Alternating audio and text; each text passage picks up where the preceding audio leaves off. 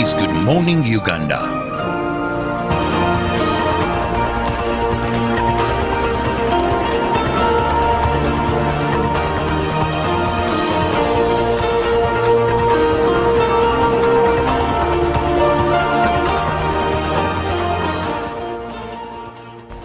Good morning, Uganda. It's the 23rd day of September 2025, a day that also sees the nominations of presidential aspirants into tomorrow. Today, it's President Yoweri Kaguta Museveni who will be nominated representing the NRM flag, and Mafabi Nandala who will be representing the FDC flag, as well as Elton John Mabirizi, who we used to call Mabrizi, who will be on an independent card, and Robert Kasibante, who will be on the National Peasants Party.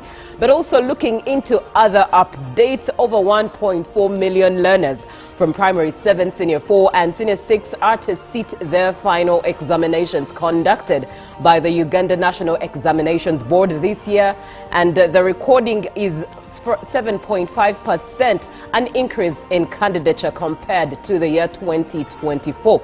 And also looking into matters NSSF, if you save with the NSSF and the National Social Security Fund, did declare an interest rate of 13.5% for the financial year 2024-25, and that was yesterday. The Finance Minister Matia Kasaija announced interest rate of 2% points higher than what was declared in the financial year 23-24. But also Botswana did declare a public holiday to celebrate the country's victory in the men's 4x400 meters at the World Athletics Championships in Tokyo, and the first African nation to win the event. And now the president of Botswana, Duma Boko, hailed the gold medalist, and he did say that it's a historic African win in an online address, and he announced the day yesterday as a public holiday, rather Monday 29th as a public holiday for the country, for them to chill, celebrate and not go to work, but just celebrate that iconic win at the the athletics Olympics championships in Tokyo. Good morning, Uganda. It's a Tuesday. Feels like it's already a Wednesday or a Thursday, but the week has just started. It's a Tuesday, and it's starting with a lot of gusto and fire because of the presidential nominations. I'm not alone. My name is Julie F. Nantaba. I am with Robert Chirabo Nyonyintono and Joan Murunji. Now, Robert is celebrating in victory. I'm not so sure why, but I'd like to know. Robert, why the excitement? Well, first and foremost, good morning to you, Julie. Good morning. And of course, Lady in Pink. Good morning, Robert. Above all, our viewer. Thank you very much for waking up with us this lovely Tuesday. Why am I celebrating? Because, again, Uganda is proving that we are a democratic country. We are following our constitution as amended 1995. That Uganda, we shall only change power through the ballot box. He who wins becomes the president, the majority, the person they vote for. So this is another sign that yet again, the people of this country are on a process of choosing their leader. Now today is nomination day. Those that have managed, because we have not only today, but those that have managed and are going to fulfill the requirements of the Electoral Commission. Because you had about 200 people pick nomination forms, but it requires you to have the proof of payment of 20 million, proof that in 98 districts of Uganda, you are able to collect 100 signatures per district. Now, those are the major requirements. Of course, the academic qualification as well. Now, today, yet again, we are seeing this process that we shall at the end of the day have a presidential or presidential candidates, leave alone the nomination that brought everything along. But the sieve is here, and those that make it will appear on the ballot paper, and we shall choose those that everyone prefers, that will be the candidate of their choice. So it is one of the signs that show that Uganda indeed, we are a democratic country. Leave alone how free and fair, I'm not going into that. but at least the first step to prove that our leader of a country, here we are, the nomination, people picked forms, now here we are, the Electoral Commission is going to, at the end of the day, declare that so-and-so has fulfilled the requirements and now is a presidential candidate. And we wait for when they'll open up campaigns. So that's why I'm excited, because it's not everywhere, most on the African continent. Right. It's not everywhere. In some countries, North Korea, I don't know how things are done there, but I know you people know. It's not everywhere that the people of that country have a right to say, this is the candidate of my choice, I tick. And if that one receives the majority vote, he's sworn in as the president. Right. Good morning, John. Good morning, Julie. What How are you? Very well, I thank like you. your lipstick. Thank you. I hope it's really some lipstick that, you know, there is matte and lip gloss. I hope it's really matte. It is not. Wow, it's nice. Thank Robert, you. is she not looking good? I'm asking you, not in the other way. Is she not looking good? Very You know- interesting. What an interesting way to start the morning. But Robert does have updates from the local scene, and I'll allow him do that for us in this moment. This woman wants me to be chest for a Why? When you're just... Don't worry, you're a fresh Mogole, so. Okay. you know, the way he lost, I was like, why are you really doing this to me? Well, let's start with the stories. Now, the Electoral Commission has responded, or beg your pardon. Yes.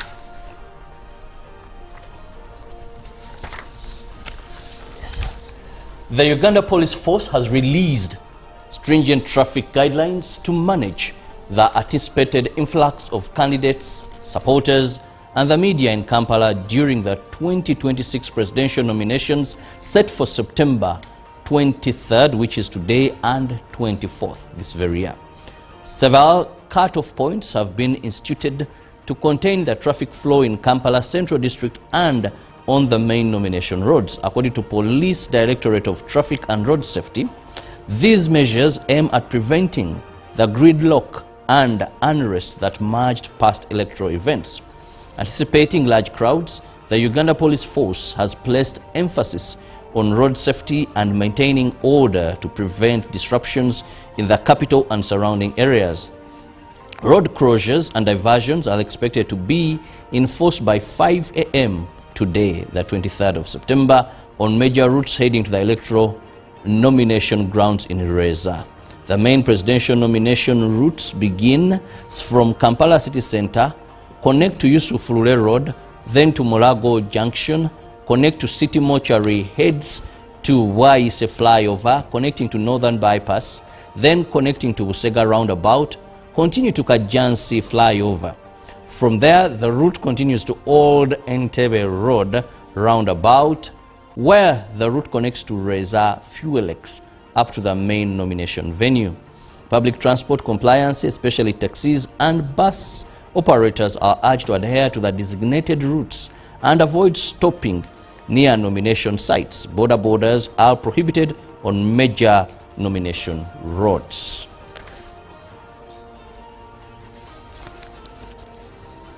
The Electoral Commission has confirmed the signatures of the National Unity Platform President Robert Kyagulanyi Ssentamu and issued him with a certificate to proceed with the nomination process. However, the Commission has rescheduled his nomination to Wednesday, September 24th, this very year at 2 p.m. NUP Secretary General David Louis Rubongoya, while presenting the certificate at the party headquarters in Makere Kavule, said the party will not derail by any changes. National Unity Platform Secretary General David Louis Rubongoya presented the certificate issued by the Electoral Commission confirming the endorsement of signatures of the party president and presidential flag bearer Robert Kyagulanyi Ssentamu. Speaking at the NUP headquarters, Rubongoya revealed that the commission has written to the party changing the date and time for Kyagulanyi's nomination. Meanwhile, the NUP Electoral Commission Management Committee yesterday vetted some of the remaining parliamentary aspirants at the headquarters. Among them was Pastor Alex Mwanguzi, contesting for Bugabula South Member of Parliament, and several others who had missed earlier sessions. The committee confirmed that the vetting exercise for those who had missed is now complete, but added that more time has been given to those still unwell, such as Honorable Betty Namboze.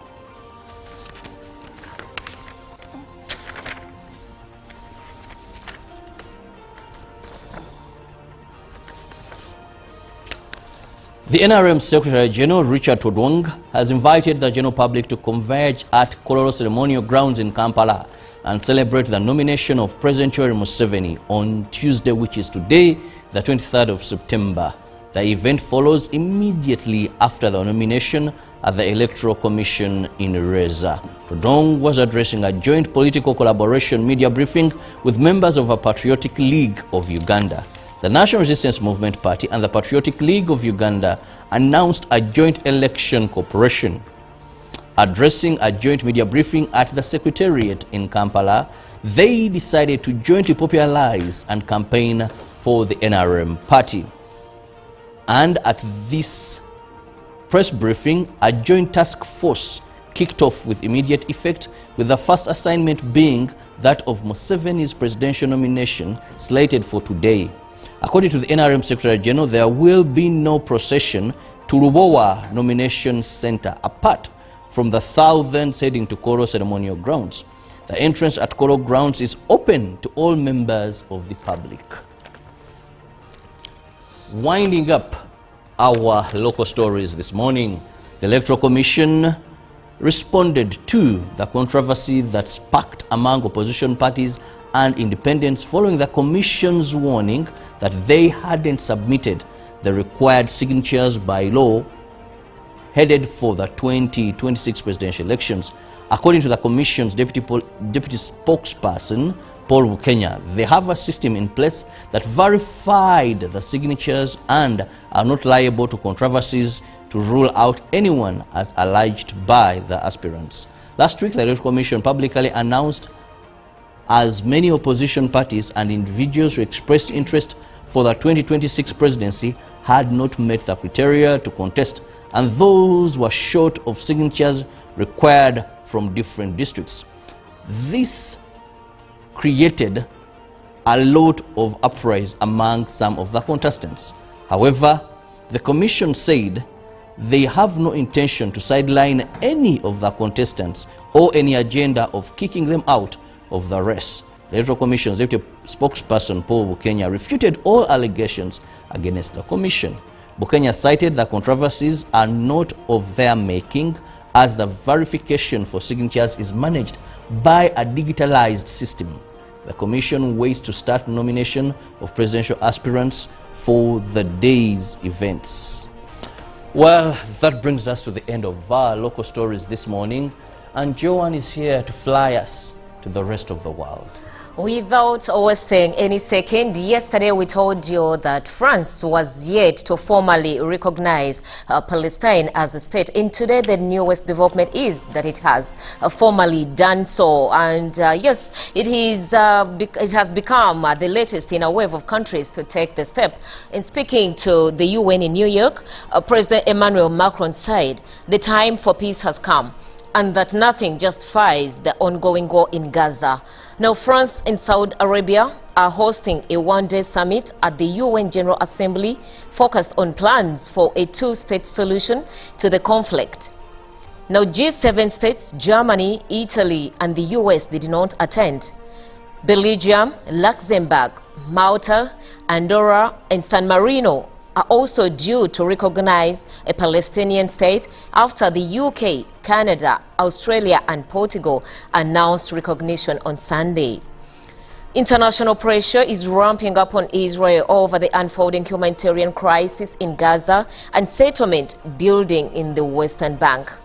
Now, Israel has said recognition would reward Hamas for the Palestinian armed group's 7th October 2023 attack on southern Israel, in which about 1,200 people were killed and 251 taken hostage. Still from the foreign coverage, former Philippine President Rodrigo Duterte has been charged with crimes against humanity by the International Criminal Court. The 80-year-old is accused of being criminally responsible for dozens of murders that allegedly took place as part of his so-called war on drugs, during which thousands of small-time drug dealers, users and others were killed without trial. The ICC's charge sheet, which includes several redactions, dates from July but was only made public on Monday. ICC Deputy Prosecutor Mame Mandiaye Niang said Duterte was an indirect co-perpetrator in the killings, which the court alleges were carried out by others, including police. The first court laid against Mr. Duterte concerns his alleged involvement in the killings of 19 people in Davao City between 2013 and 2016, while he was the mayor there. The other two charges relate to times when he was serving as president of the Philippines between 2016 and 2022, and he launched his so-called war on drugs. The second count relates to the murders of 14 high-value targets across the country, while the third relates to the murder and attempted murder of 45 people in village clearance operations. Now, that is it from the ICC. And coming back to our continent of Africa, South Sudan has now started holding a trial for first Vice President Riek Machar, who has been sacked by his decades-long rival President Salva Kiir and charged with murder, treason, and crimes against humanity. And this is in relation to rebellion and an attack by a militia linked with ethnic tensions. Machar and 7 others who have been charged alongside him, including Petroleum Minister Puot Kangchol, was seen sitting inside a bird cage in the court on Monday, which was during a live broadcast on national television. Machar has been held in house arrest at his residence in the capital, Juba, for months following investigations by the government of his allies. Now, earlier this month, a decree read on state radio said Kiir suspended the first vice president due to charges stemming from his alleged involvement in attacks by the White Army against federal forces in March. The White Army, a loose band of armed youths, attacked a military base in Nasir, northern eastern South Sudan, and killed more than 250 soldiers on Machar's orders, and this is according to the government. That was it from the Global Affairs. My name is Joanne N. Moronje. Right. Thank you very much, Joan, for that update. And looking at what we have in the press today, we're starting off with the New Vision. And the headline there is Battle for 2026 starts. And of course, you can see the pictures of the different presidential aspirants. 5 contenders so far cleared for nomination. And UPC's Akena disqualified. Now, also in the New Vision, 8 pages of Museveni nomination supplement. Also in other news, CID unveils Center to monitor electoral offenders. And Youth Day celebrations, Museveni calls for action. But also UNEB issues PLE, UCE timetables. And Savers reacts to NSSF's 13.5 interest. Now, looking at what we have in the... Let's start off with the Tanzania, that is in the Citizen. Why that price doesn't always reflect quality. Many Tanzanians have lived with the belief that goods sold at posh shopping malls are original, while those found at ordinary markets are invariably of a lower quality. But in reality, the only difference may be costs layered onto supply chain through import taxes, rent, branding and marketing. As simple as that. So not just Tanzanians, even in Uganda, that is the mindset. But anyways, quickly moving to President Samia, how we will transform Ruvuma into a commercial hub. And also in another story, East African revenue authorities seek to tackle regional challenges. And Africa's rhinos not out of the woods yet. But also Lissu now wants top leaders to testify in treason case. Lissu is the main opposition leader of the ruling party and of President Samia in Tanzania. Also verdict, national verdict, man who plotted brother's murder over dowry, handed a death sentence. Interesting story. Now quickly looking at the Daily Nation in Kenya, teachers, police face SHA medical crisis. And Raila says no deal on Ruto re-election. Also peacekeeping, peacekeeping. Ruto decries Kenyan police fighting gangs in Haiti with little aid, and how a fake letter cost farmers 6 billion shillings worth of land. That's a quick look at what we have in the Daily Nation, bringing us to the end of what we have in the dailies today. But we are going in for a short break, one that also has a birthday wish as a dedication of this song. Now, we at Good Morning Uganda give birthday greetings and wish a happy birthday to Nachibuka Rosette Abasa at Jodak Primary School. That is in Kasana, Luwero. We hope and pray that you are thanking God for He keeps on blessing you. And alongside the rest of the viewers of Good Morning Uganda, enjoy this song from Banky W. Good Morning Uganda.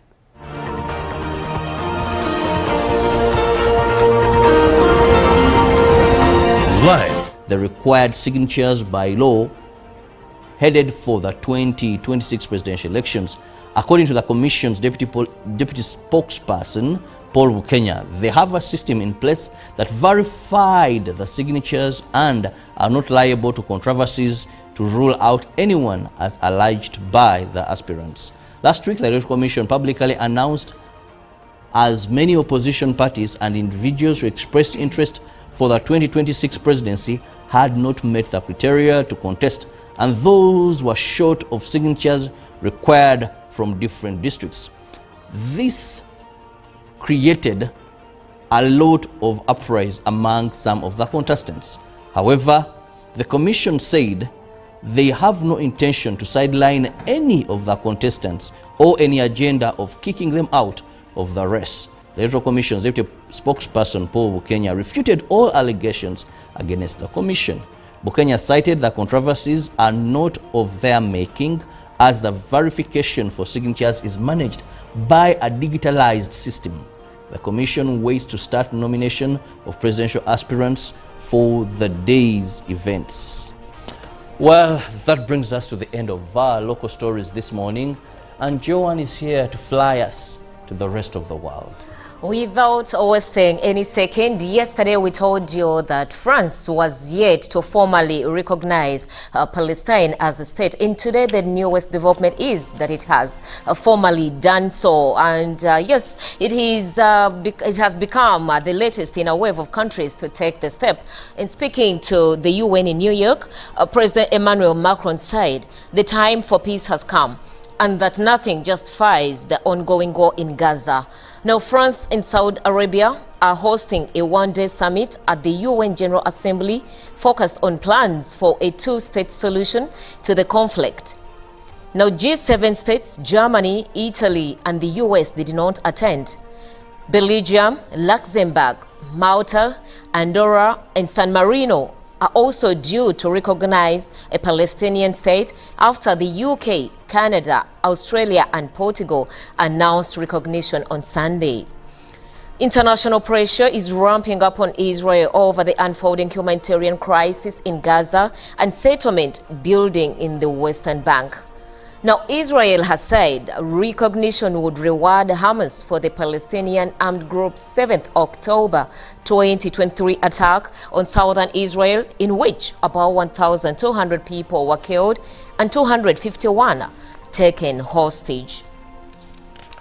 Still from the foreign coverage, former Philippine President Rodrigo Duterte has been charged with crimes against humanity by the International Criminal Court.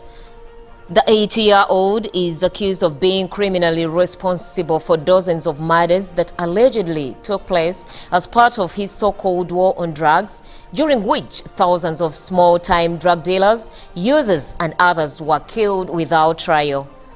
The ICC's charge sheet, which includes several redactions, dates from July but was only made public on Monday. ICC Deputy Prosecutor Mame Mandiaye Niang said Duterte was an indirect co-perpetrator in the killings, which the court alleges were carried out by others, including police. The first court laid against Mr. Duterte concerns his alleged involvement in the killings of 19 people in Davao City between 2013 and 2016, while he was the mayor there. The other two charges relate to times when he was serving as president of the Philippines between 2016 and 2022, and he launched his so-called war on drugs. The second count relates to the murders of 14 high-value targets across the country, while the third relates to the murder and attempted murder of 45 people in village clearance operations. Now, that is it from the ICC. And coming back to our continent of Africa, South Sudan has now started. Was brought to you by I'll call you every day, yeah yo, baby don't know. You can now get all the Chibuzi out with MTN voice bundles. Call all networks Kubei Dondoro. Buy a 25-minute voice bundle for only 1,000 or buy any daily voice bundle of your choice. Dial *100*21# and select daily or use the My MTN app. When we talk together, we are unstoppable.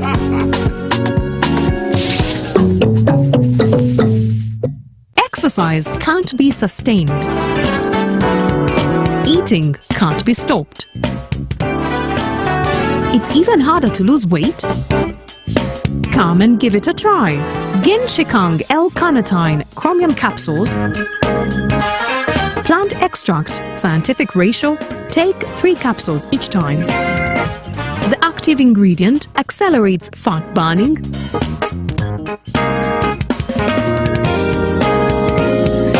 Eat twice a day. Don't take a detour. Weight loss starts now.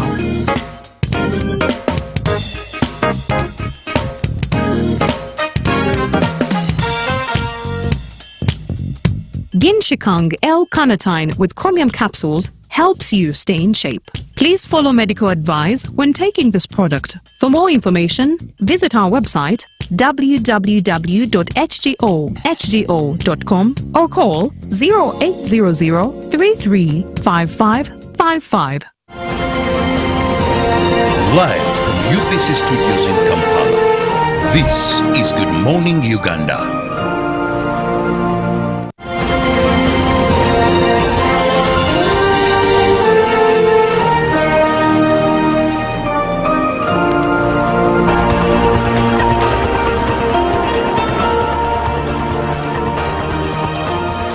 It's the 23rd day of September, a day chosen to start the nomination process of presidential aspirants. And here at Good Morning Uganda, we are ready to take you through that whole story today and through tomorrow as it transpires. Time for the real. My name is Julie F. Nantaba. 0709602592 is the number that you should engage and be a part of this conversation. Together with Robert Chirabo Nyonyitono, we are on the other side with Honorable Richard Todong, who is the Secretary General of the NRM party, and he's here to take us through today as President Yoweri Kaguta Museveni is going to be nominated at 10 a.m. and that is at Luoa at the official home of the Electoral Commission. Once again, be a part of the show. 0709602592. Good morning, Honorable Richard.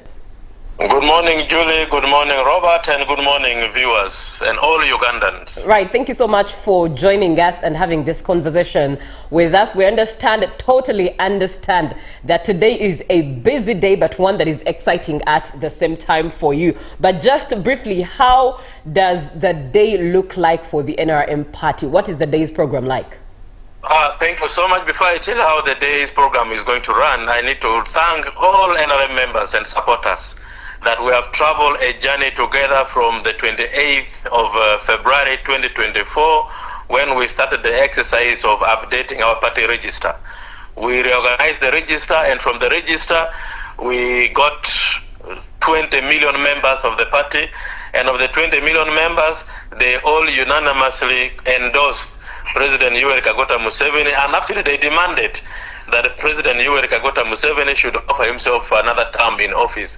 When the president was moving around the countryside for the PDM tour, that call was all over and there were resolutions made by party members conditioning him to offer himself to come to contest. And therefore, we are excited that he has accepted the party's call, and today we are nominating him as our official flag bearer for the 2026 general election. And therefore, we are extremely excited about this, and we pray that God should keep guiding him and giving him wisdom to make sure that Uganda gains the much needed desire of attaining total middle income status. Now, for today, we are in the next few minutes, we shall be organizing to travel to Electoral Commission office at Lobowa, and that is where the nomination will take place. We shall be going with a few party leaders. Only the members of the Central Executive Committee were allowed to accompany the president to the nomination venue. We shall finish the nomination, and then by 2 o'clock, we expect the national chairman, our presidential candidate, to join the rest of the party members at Korolo ceremonial ground for a dedication prayers. We want to dedicate him to God, and we want to dedicate the campaigns to God. And so we shall have interdenomination service for just a short time that we shall be using to dedicate our candidate to God, and to dedicate the campaigns to God, and to dedicate the country to God. Then after that, definitely we shall have very few speeches, and our candidate will greet his supporters, and then we shall call it a day. However, members have asked that we should allow entertainment from all over the country to show support and solidarity, and which is also a good way of unity of purpose. So we shall have entertainment from all corners of the country, all sub-regions, all musicians from all over the country are already in Kampala, and they are willing to entertain the president's guests the whole afternoon up to about 10 p.m. in the night. So that is how our day will run, and I'm happy to note that now as I speak, there are already people gathered at Korolo. They want to enter the Korolo ceremonial ground. People travel all over the night, and they're already at the venue. We have prepared refreshments for them. We have prepared enough resources that will keep them up to the day that they close the ceremony. And so that is how our day will run. Honorable Todong, how different is today's nomination compared to the previous? Because it has been President Museveni. So what is the difference here? The difference is that this one is demand-driven. It was demanded for by the party members. They were the ones who asked the president to offer himself. And therefore, he had actually to consult a lot in order to come to this decision that he made. And so it's different because it is a call by the party members. And that is why they are very excited whenever you see they have come voluntarily. Today you'll see how Korolo is going to be packed by party members to express their love and support to the president. And therefore I call upon those who are still on the way, please make sure you make your way to Korolo, and you must have seen over the news that even PLU and all other what we call the efforts that are there have joined hands to make sure we all consolidate our support to one candidate. And that is another success story that we have in this whole effort that we're making. So we are excited that the House is united. The movement house is back as a family, and we're very excited about this. Right. I will add to what Robert has asked, and ask you, what does his nomination, the president's nomination, mean or say about the party's succession plan moving forward? The one, before you even talk about anything to do with the succession doesn't start from one office. Succession starts from the bottom. And there are leadership succession, there are policy successions, so there are a lot of issues about succession. Is a big topic. And when you talk of succession, there are things you need to manage along the discussion of succession. You need to make sure that the economy is stable and peaceful. You need to make sure that there is peace and stability. You need to make sure that you manage expectations, and you need to make sure that you manage disappointments. So there are many things you have to manage along the way. And therefore we as a party, there are mechanisms in the party to discuss that at the right time. At this time, we are focusing at nominating a candidate who is going to contest on behalf of the party, and we are all in support for his candidature, and other things will have to wait at the right time. Now, Honorable Todong, there are fears among some members that today your members, out of excitement, maybe they may over and infringe on the rights of other people.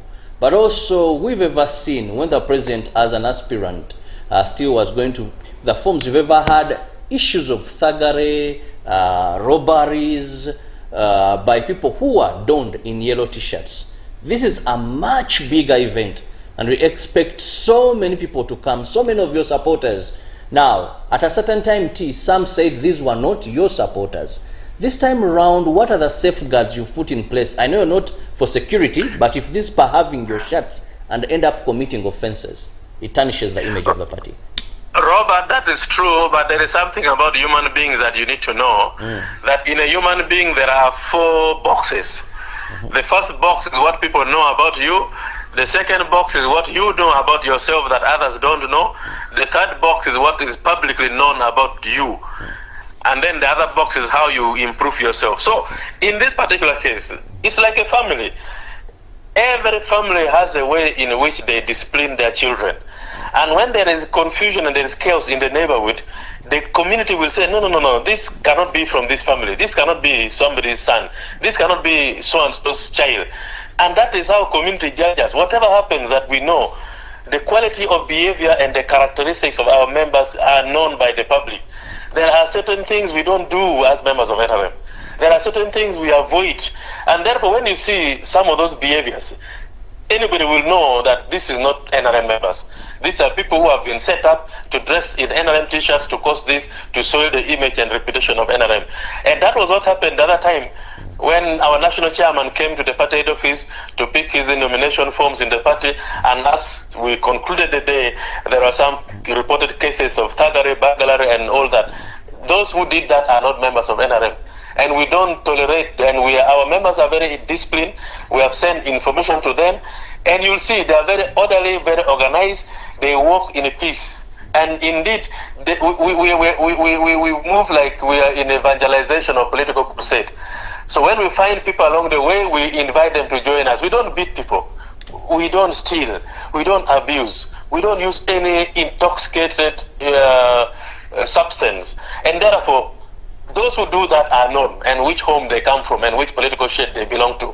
And that is why we are saying in NRM we are protecting the gains, because our gain is to make sure Uganda peace and security is consolidated, Uganda economy is consolidated and expanded, Uganda unity is enhanced and promoted. Right. Now, Honorable, Uganda is 75% a youth-dominated country, many of whom have been born under the NRM regime and are now raising children still under the NRM regime. What message should they pick from today's nomination as well as the gathering at Kololo? The youth should appreciate NRM, because in NRM they have become youth and matured and they are protected. In the past, young people would die before they celebrate their first birthday. And under NRM, every child born is safe and has grown and has been put in school and is informed and is knowledgeable. That is why there are youth who are informed and there are youth who are asking for credible issues.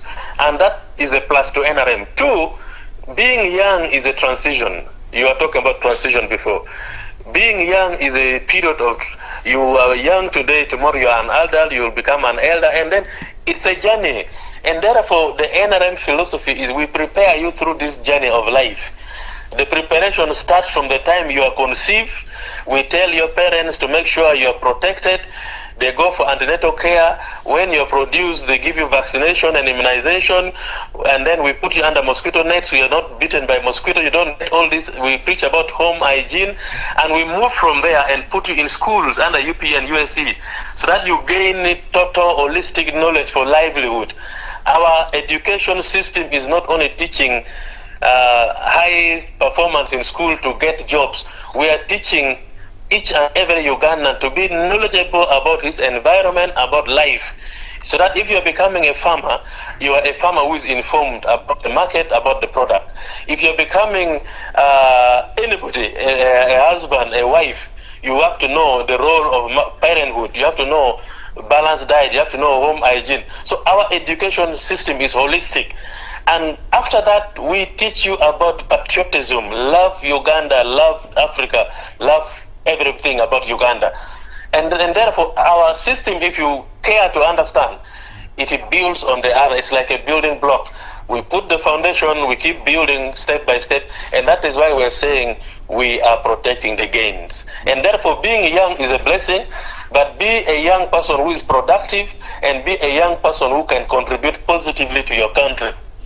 Honorable, we know we are in a multi-party dispensation, and today we are having 3 presidential candidates coming.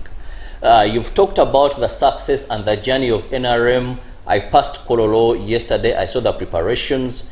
The huge numbers of people expected to be there. But where does NRM get this money? All these members who are coming have sponsored themselves to come. Nobody gives anybody money. Everybody who is coming is on his own, and we shall only give them drinking water at the venue and some small snacks to bite. That is all the party has prepared for them. They will come, attend, and go back. So there is no cost to this.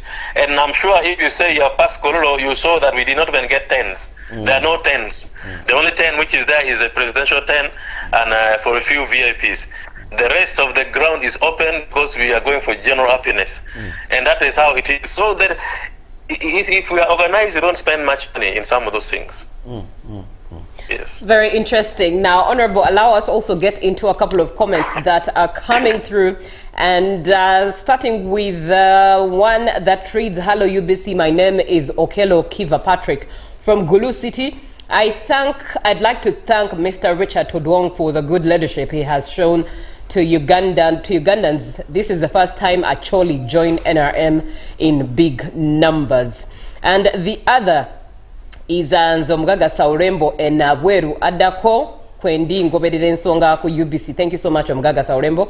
And good morning. Thank you for the show. I'm Muslim live from Manafwa, Bugobero. We are the silent majority of President Museveni, and we cannot wait for the nomination. This way, we are already yellow because we are already harvesting fruits of it. Let Mr. Richard organize the big net to gather our father's votes.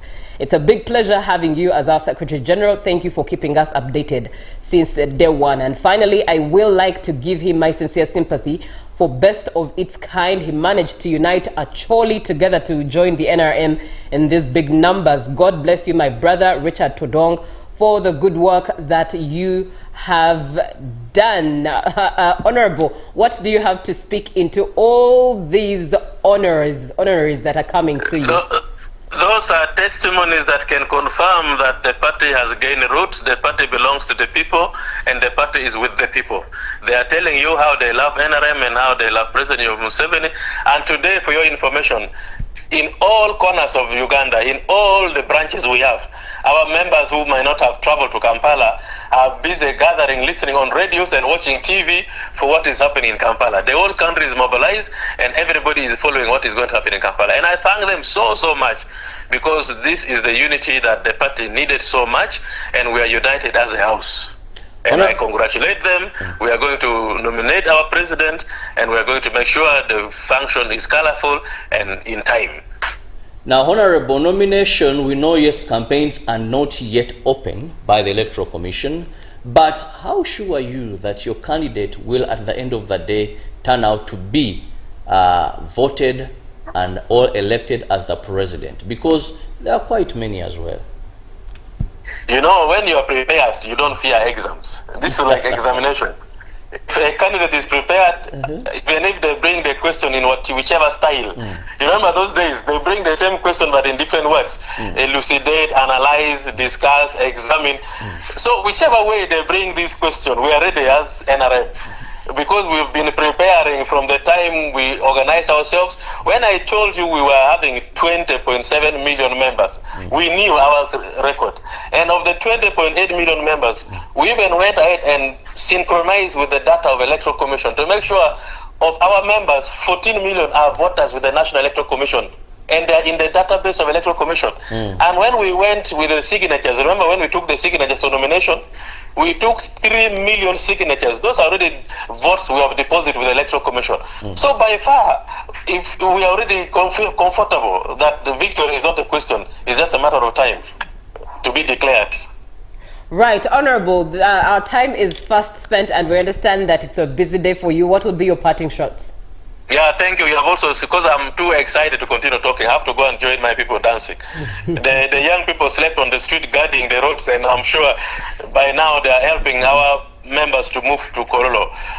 I invite everybody to come to Kololo and to join hands with the leadership of the party and the president as we celebrate him, as we congratulate him, and as we pray for him and dedicate him to God. Right, Honorable, allow us let you go. Have a beautiful day as you get into the enjoyments of the day. That is Honorable Richard Tuodong, the Secretary General of the NRM Party. He's been giving us an update into today's nomination exercise that's taking place at Lubowa, at the Electoral Commission, where President Museveni shall be nominated officially as the NRM flag bearer for the presidential race in the general election 2026. Thereafter, celebrations and prayer moment of gathering for a prayer moment will take place at Kololo today. At 10 a.m. will be the nomination, and thereafter the gathering at Kololo. That's it for today's conversation. Of course, everything nomination today and tomorrow. We have the story for you. Now, Frederick from Lira, you did ask for an update regarding who will carry the flag of the UPC. As we speak right now, the Electoral Commission barred all the aspirants, that is from Akena Ucheno and Enap, from the 2026 top race, and the EC ruled that none of the three aspirants will be recognized as the presidential aspirant due to court battles. Yes, due to court battles. That's how it stands for now. So for now, UPC does not have a representative in the general elections of 2026 as of now, and no one has been said to be on the way for a nomination at Lubowa. Up next is GMU Tourism Express. We do have the agenda. We have a whole lineup of guests to speak into today. An exciting day in regards to gathering news, I must say. But good morning, Uganda. We still have a lot for you. Stay tuned.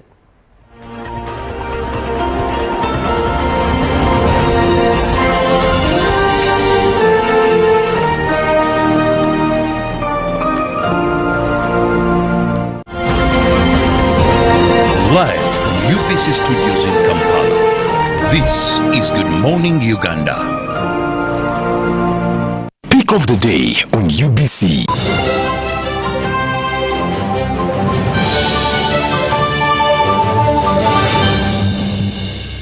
Was brought to you by I'll call you every day, yeah yo, baby dondolo. You can now get all the Chibuzi out with MTN voice bundles. Call all networks Kubei Dondoro. Buy a 25-minute voice bundle for only 1,000, or buy any daily voice bundle of your choice. Dial *100 *21# and select daily, or use the My MTN app. When we talk together, we are unstoppable.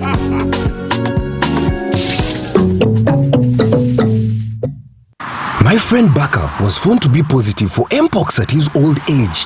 He needs our prayers. By the way, Timo, did you know that Mpox-related deaths occur among people with underlying conditions like HIV/AIDS, diabetes, malnutrition, and other old age-related illnesses?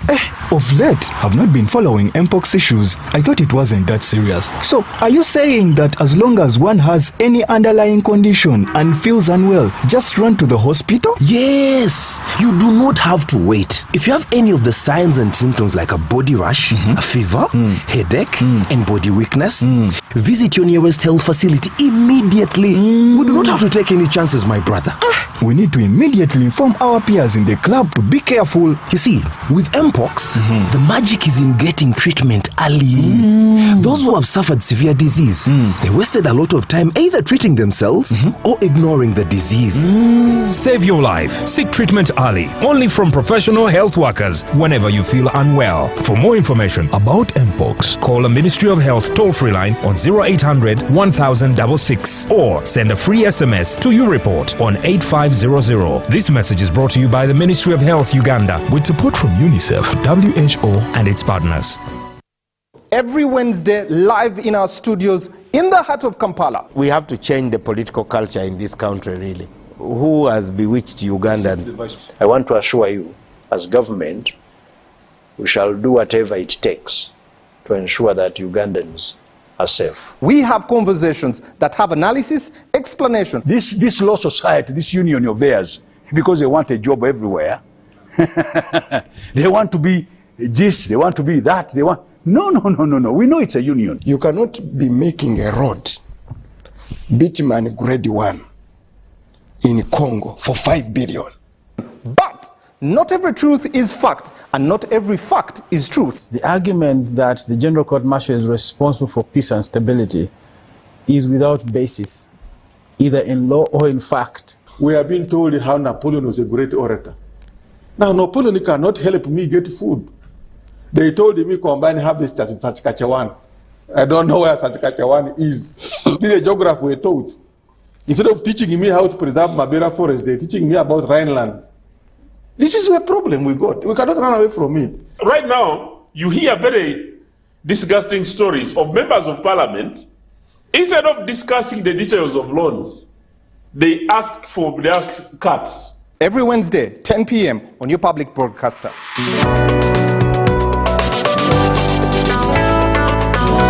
All on your public broadcaster, UBC, inspiring Uganda. Exercise can't be sustained. Eating can't be stopped. It's even harder to lose weight. Come and give it a try. Genshikang L-carnitine chromium capsules. Plant extract, scientific ratio. Take 3 capsules each time. The active ingredient accelerates fat burning.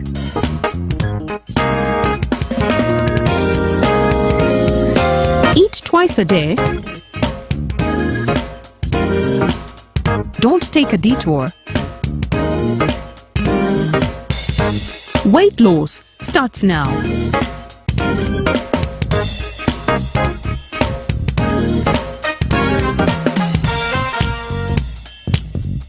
Genshikang L-carnitine with chromium capsules helps you stay in shape. Please follow medical advice when taking this product. For more information, visit our website www.hgo.com or call 0800 335555. Juko. Yo. What you go? Check the shopping, man. What's your secret? Uganda, haven't you heard of the parish development model, PDM? Yes, I did, but I thought it was just a talk. No, Sebatia. It is real. I and a few friends together formed a circle, accessed money from the PDM, invested in a poultry project, and now things are moving. Juko. I thought I was one of your friends. You are. But you left me behind. I didn't leave you in poverty. What you do, just visit your LC2 chairperson and your parish chief and start the process of economic transformation. Just like that. The parish development model is an initiative from the government of Uganda through the Ministry of Local Government designed to transform all lives of Ugandans for the better. PDM, my parish, my development, my life.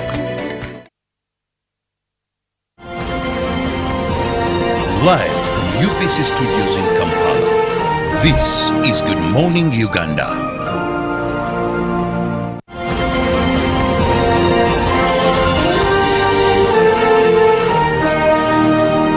Brought to you by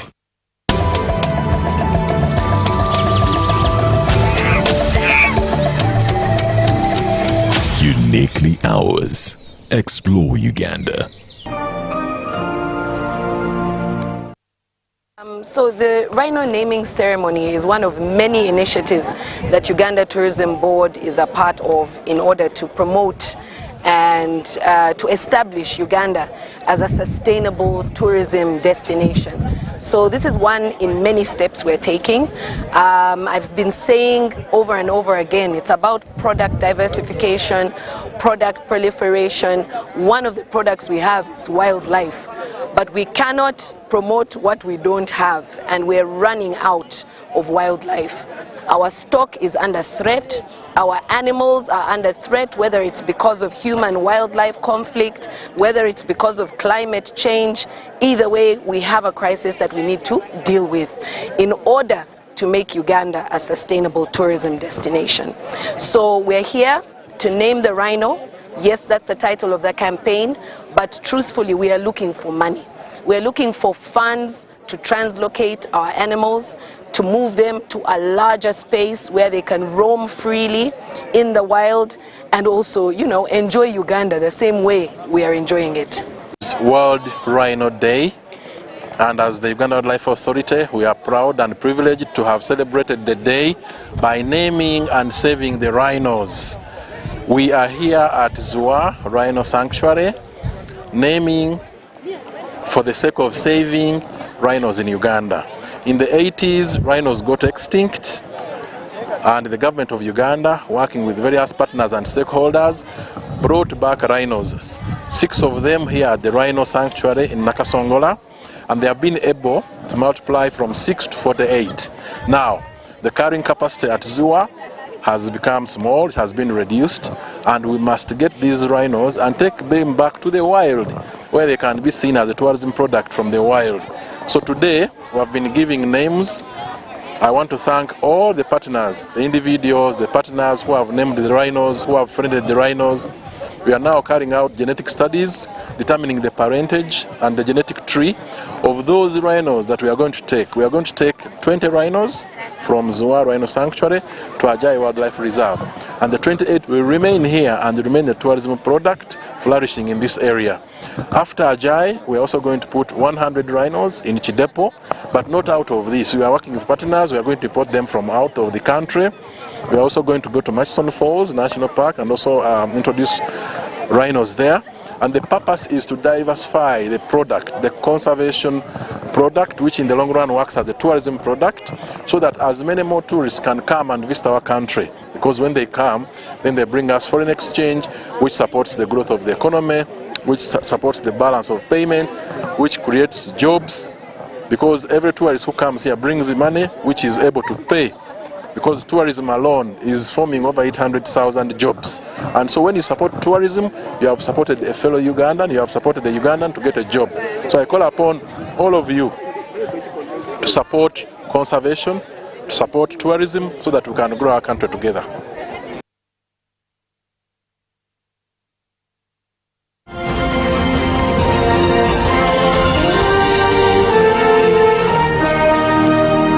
Brought to you by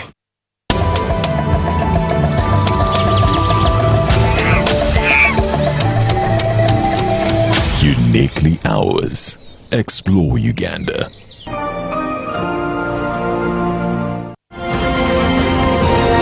Live from UBC Studios in Kampala, this is Good Morning Uganda.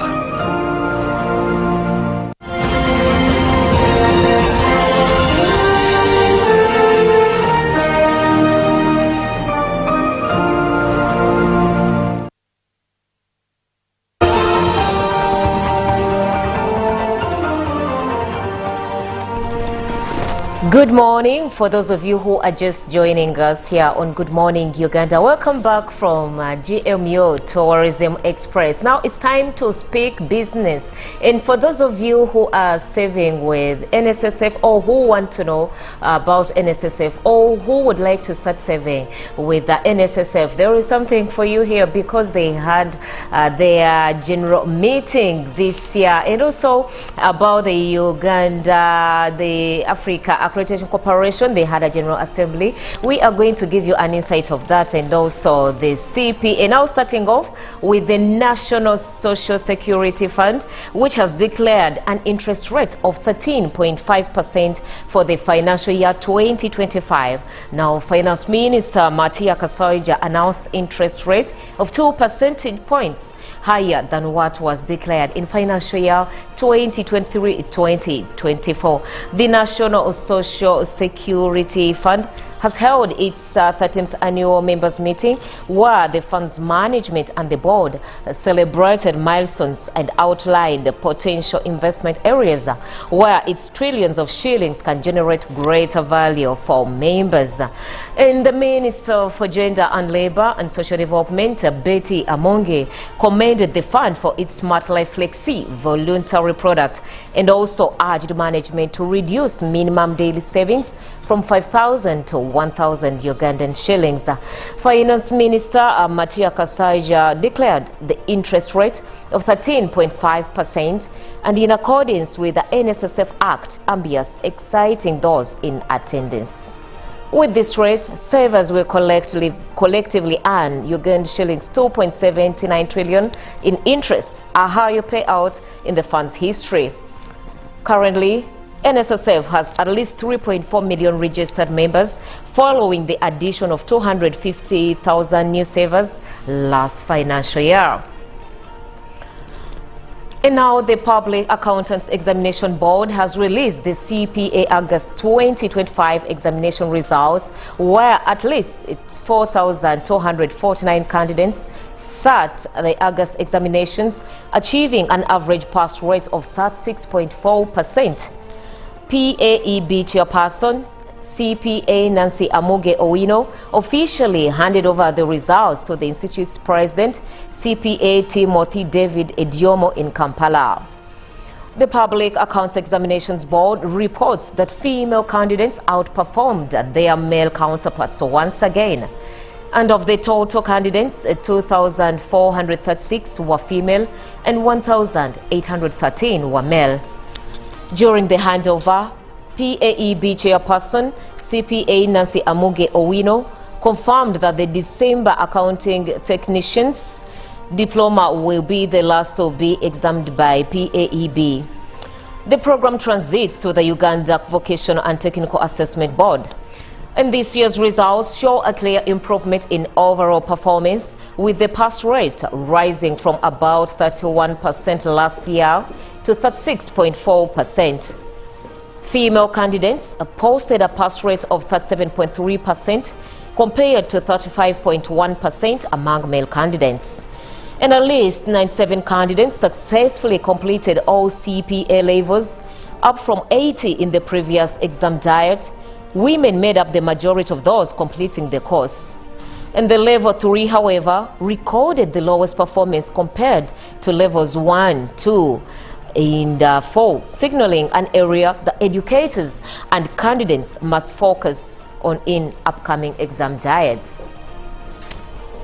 Still moving into another business story, Uganda is making strides in strengthening its accreditation infrastructure as it plays host to the 16th Africa Accreditation Corporation General Assembly. This marks the first time the country has hosted the high-level meeting, a milestone in its journey towards operationalizing its own national accreditation system. The Africa Accreditation Corporation, formed in 2010, is the continent's leading body promoting the recognition of conformity assessments across the continent. This year's meeting is significant for Uganda as it seeks to operationalize the Uganda National Accreditation Services, an institution that will play a critical role in quality assurance, trade facilitation, and product certification. Now, currently, Uganda is working closely with regional partners like Kenya, focusing on training assessors, building systems, and laying the groundwork for future independence. FRAC intends to remove mistrust in testing, ensuring that one standard and one test are accepted across member countries. That is it for you from, the GMO business. As we head on, before we come to the end of this, we are heading on for the forex. And as of 22nd September 2022, the USD dollar was buying at 3,499.99 and selling at 3,505.99. And by midday, the US dollar was buying at 3,495.41 and sold at 3,500. 509.41, while it closed in at 3,499.41. That was buying, and sold at 3,509.41. And moving on to the Great Britain British pound, it was buying at 4,711.81 and sold at 4,725.29, while the euro bought at 4,105.00 and sold at 4,116.79. And the Kenyan shillings bought at 27.05 and sold at 27.13, while our neighbor still from the Tanzanian shilling, it bought 1.41 and sold at 1.41. And from the South African rand, it was buying at 201.47 and sold at 202.04. Now that is it from the forex. My name is Joan Murunji. Good morning, Uganda.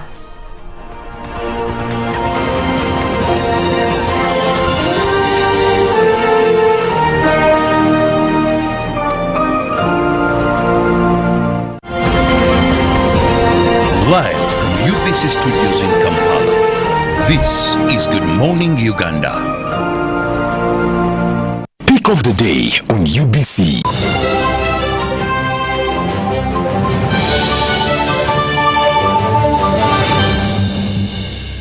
Was brought to you by I'll call you every day, yeah yo, baby don't know. You can now get all the Chibuzi out with MTN voice bundles. Call all networks Kubei Dondoro. Buy a 25-minute voice bundle for only 1,000 or buy any daily voice bundle of your choice. Dial *100*21# and select daily or use the MyMTN app.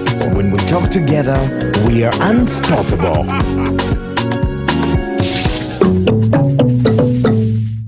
Exercise can't be sustained. Eating can't be stopped. It's even harder to lose weight. Come and give it a try. Genshikang L-carnitine chromium capsules. Plant extract, scientific ratio. Take 3 capsules each time. The active ingredient accelerates fat burning.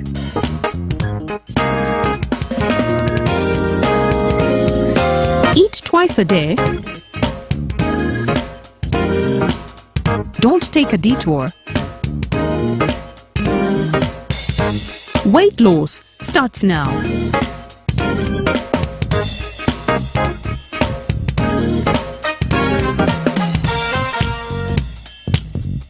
Genshikang L-carnitine with chromium capsules helps you stay in shape. Please follow medical advice when taking this product. For more information, visit our website www.hgo.com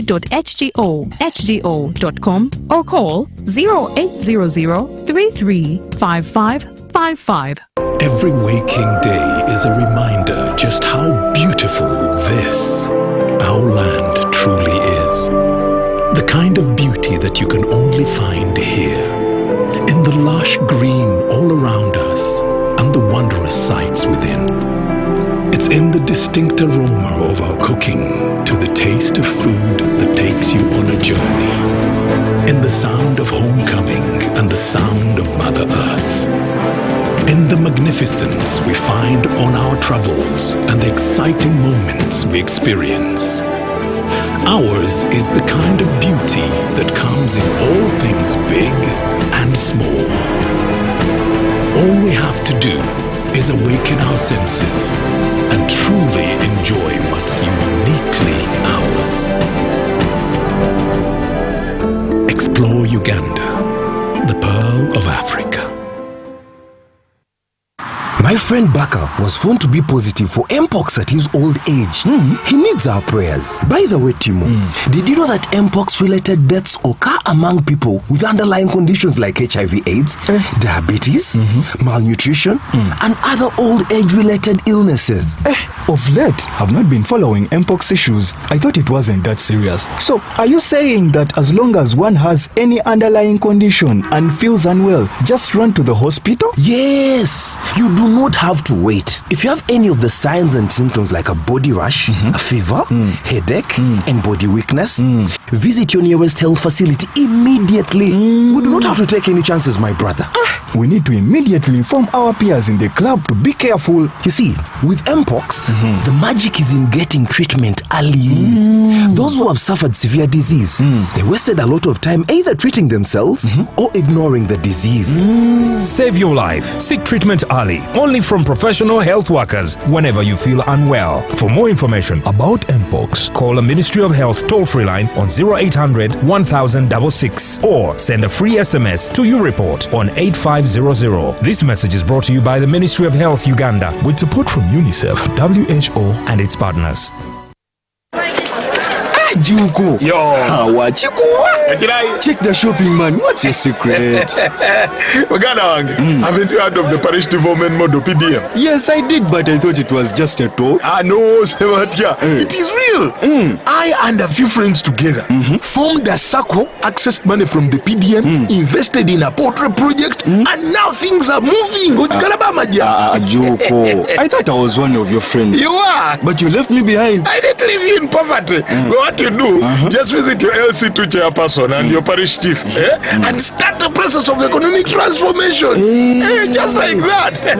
The parish development model is an initiative from the government of Uganda through the Ministry of Local Government designed to transform all lives of Ugandans for the better. PDM, my parish, my development, my life. Every Wednesday, live in our studios in the heart of Kampala. We have to change the political culture in this country, really.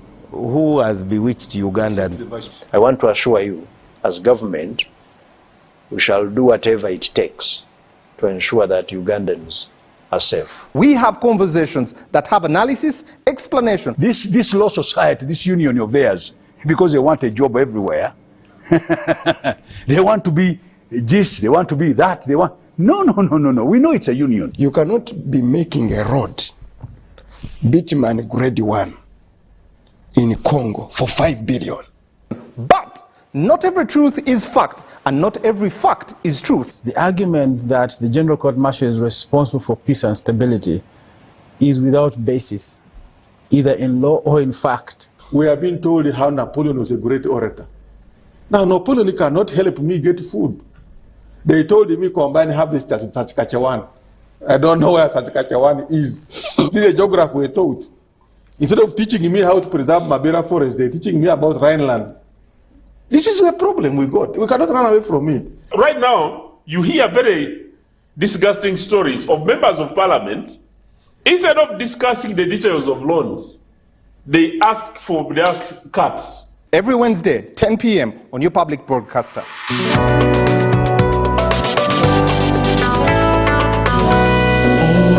Public broadcaster, UBC, inspiring Uganda. In a nation hungry for truth, a world where every story matters, there exists a beacon of trust and reliability. For decades, they've been our voice and our window to the world, holding the mirror of our history. With 4 TV stations and 11 radio channels spanning 27 languages, they stand as guardians of information, defenders of truth.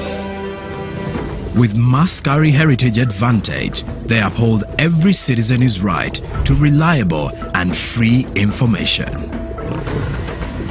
Their archived stories shaped our past and illuminate our present.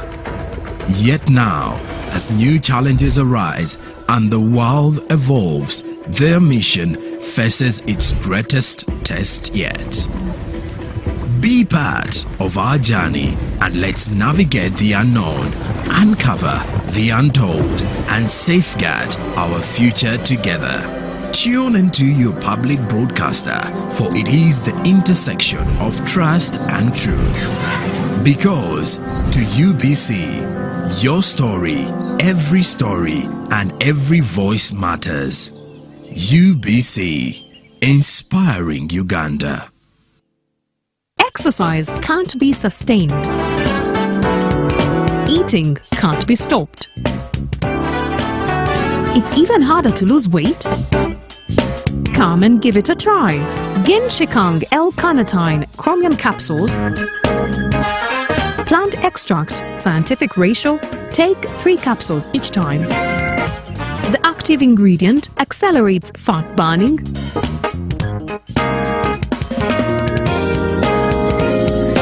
eat twice a day. Don't take a detour. Weight loss starts now.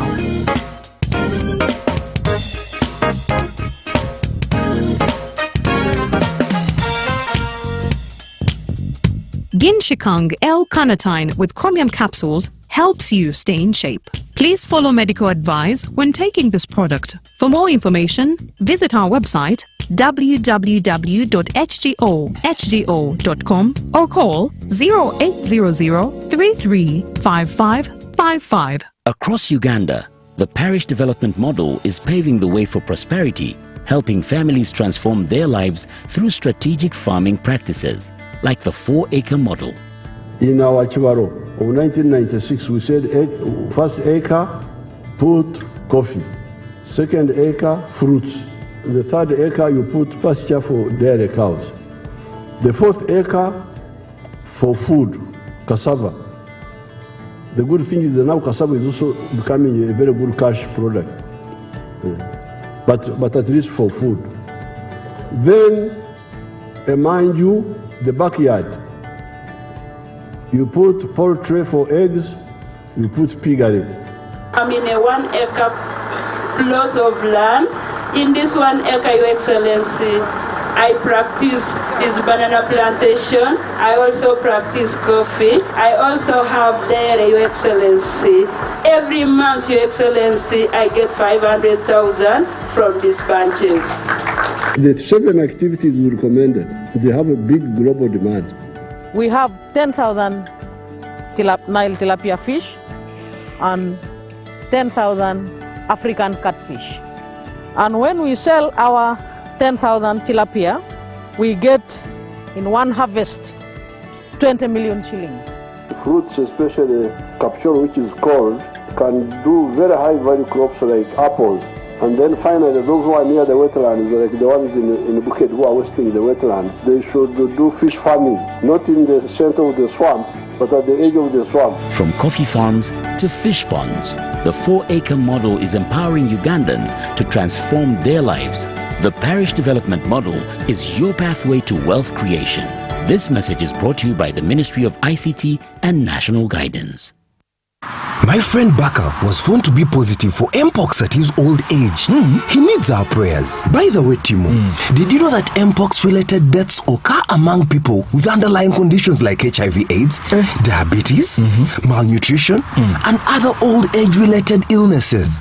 Of late, I've not been following Mpox issues. I thought it wasn't that serious. So, are you saying that as long as one has any underlying condition and feels unwell, just run to the hospital? Yes! You do not have to wait. If you have any of the signs and symptoms like a body rash, a fever, headache, and body weakness, visit your nearest health facility immediately. We do not have to take any chances, my brother. We need to immediately inform our peers in the club to be careful. You see, with Mpox, the magic is in getting treatment early. Those who have suffered severe disease, they wasted a lot of time either treating themselves or ignoring the disease. Save your life. Seek treatment early. Only from professional health workers whenever you feel unwell. For more information about Mpox, call a Ministry of Health toll-free line on 0800 1066 or send a free SMS to YouReport on 8500. This message is brought to you by the Ministry of Health Uganda with support from UNICEF, WHO and its partners.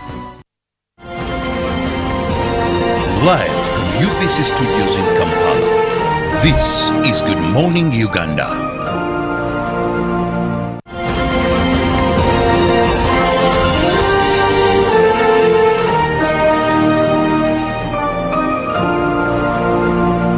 Every Wednesday, live in our studios in the heart of Kampala. We have to change the political culture in this country, really.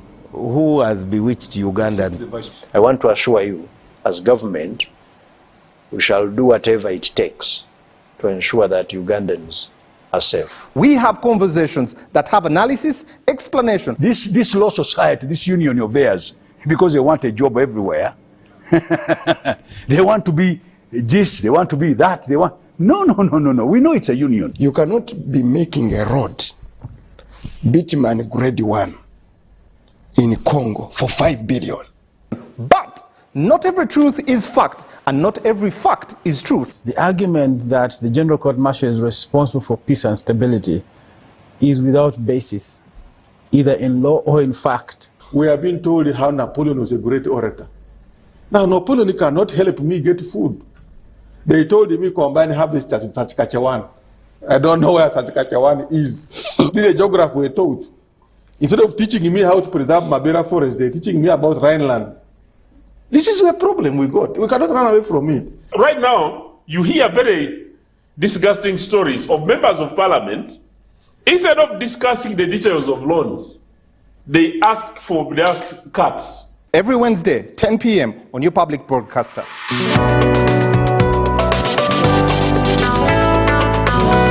All on your public broadcaster, UBC, inspiring Uganda.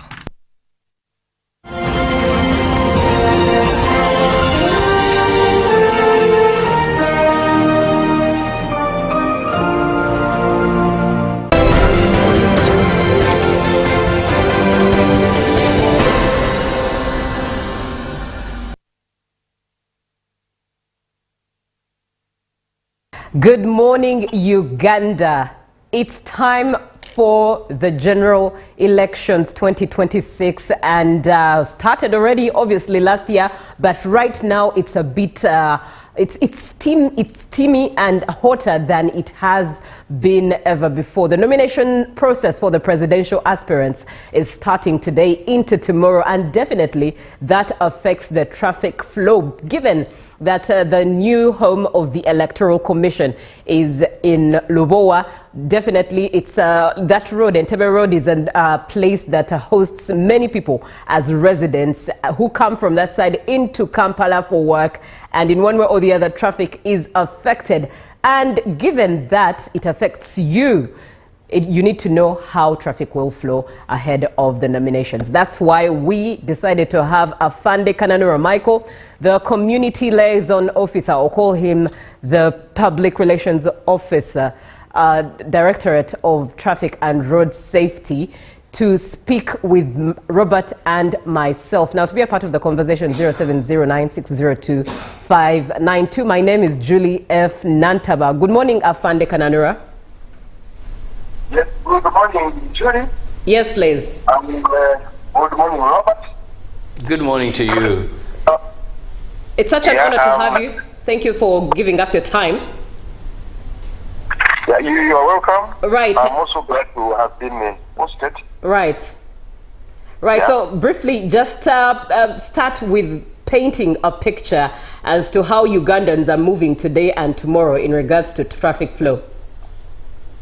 Thank you so much. We are all aware of what is going to happen today at Lubowa, at the Electoral Commission grounds, where we have the nominations for candidates for the presidential elections 2026.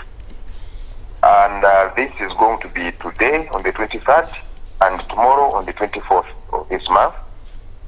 And we have, of course, as traffic, put the routing and diversions and the parking arrangement to ensure that there is order on the route. And it is important that we look at the main route that is going to be used by most of these invited guests and the candidates who will be going for the nominations today and tomorrow.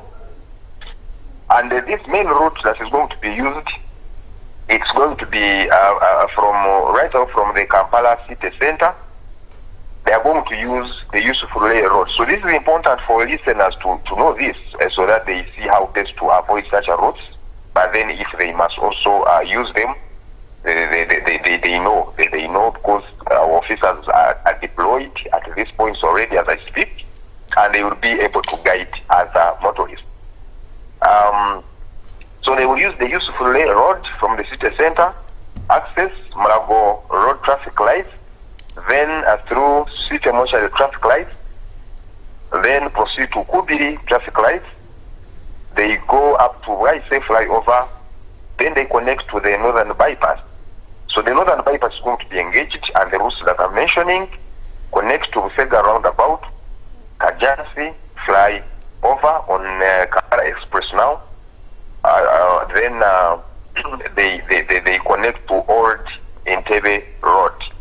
They branch off at Kajansi flyover, connect to Entebbe Old Road, then up to Rweza at forex or at Chigo Road Junction, and then they will branch off and connect to the venue.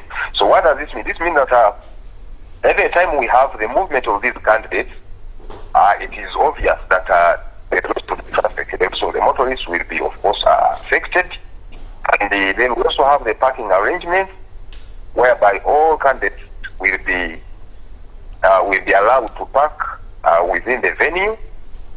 And then we also have another parking at St. Joseph's Church of Uganda, Rweza, for other invited guests and the employees of the Electoral Commission. So, given the routing, the main routes that I have explained, we have now the traffic diversions, which will be affected at the points that I'm going to mention, but only when there is need for that. When I talk like that, I mean that every time we have these people move, you expect us to effect these diversions and then hold some motorists and others for the sake of these candidates and other invited guests. So this means that it does not have to be all the time. No, only when there is that need or urgent, it's when we shall effect these diversions, and they are as follows. At Kisui, we shall have traffic diverted to Nakauka Road for them to access the capital, the Kampala city. That is, if they are going that side. And this will enable us now to decongest the Entebbe Old Road, the Entebbe Highway. Then at Kajansi flyover, traffic will also be diverted to use Munyonyo Spa to access the Kampala city center. So that means that if we do not have that congestion on the Entebbe Road, then it may not be necessary for us to divert the motorists of Kampala, of Entebbe Road. We shall also have a diversion at Rweza Fuelex Chigo Junction. That is obvious at all times for motorists who will be traveling from Kampala, and they will be required to proceed to Kajansi flyover. We are also going to have a diversion at Chigo Rehabilitation Center. That is a point immediately after the venue, and at this point we shall only allow candidates to flow after their nominations, and then they will be allowed to ask. They will be tasked to use the Chigo Road to exit the venue and the areas where we shall be where we shall hold the nominations from.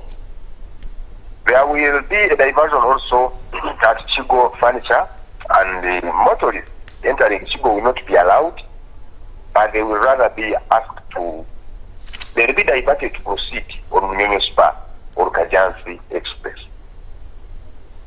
We shall, the residents affected by the diversions, all residents around the venue will be permitted to enter and exit their residences using the stickers that have been provided by the security team. Our traffic police will hold traffic flow at other road junctions, at access roads, and we shall regulate this traffic according to the movement of the candidates and other invited guests. And we shall hold all road users at 50 meters from these junctions.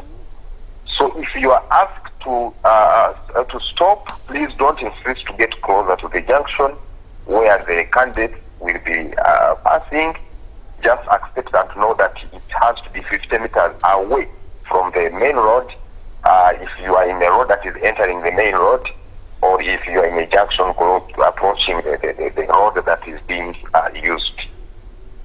All the diversions, of course, have already started, and they are to start.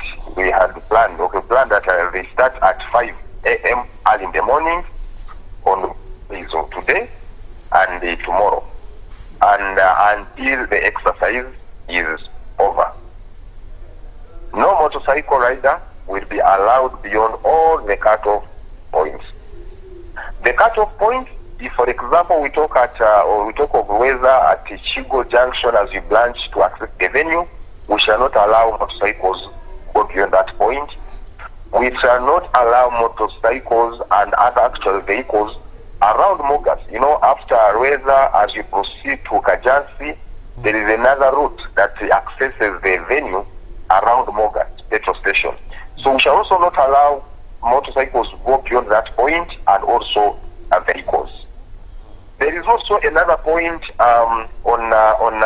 when you climb from roofing to on that route of Quality Supermarket, where there is a junction, the road from Ndeje, then that also proceeds now to the venue. We shall also not allow other vehicles. There is also going to be a cut-off point.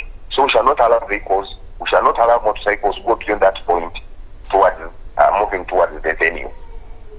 And it is obvious, of course, that whoever contravenes these stipulated guidelines will be dealt with in accordance with the traffic laws and regulations. Now,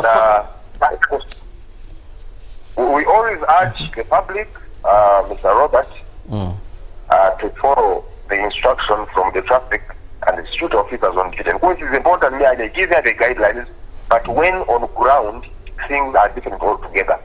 So it is very important to hear and listen to that traffic officer or that security personnel, and on that junction, on that road, what is telling you, because things on ground may be different.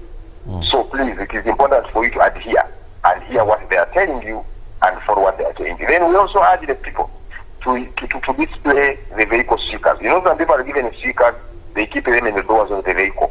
We cannot look at them and know where they are supposed to be, where they are supposed to park.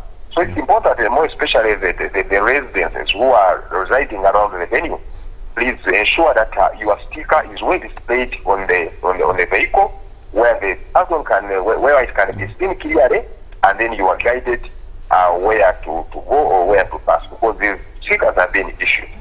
It is also important, of course, to be patient. This is for work today and tomorrow, and then it is done. It is important to be patient and also exercise discipline on the road.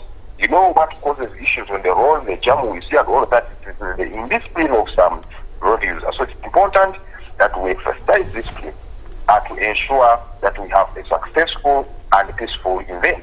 It is also important that we plan our journey. We plan our journey in advance to avoid delays or inconveniences. If, for example, Robert, you have a flight at the airport, it's important really that you move so early, a bit early, reserve some time, move early so that you really you are not again inconvenience or you are not delayed. I thank you.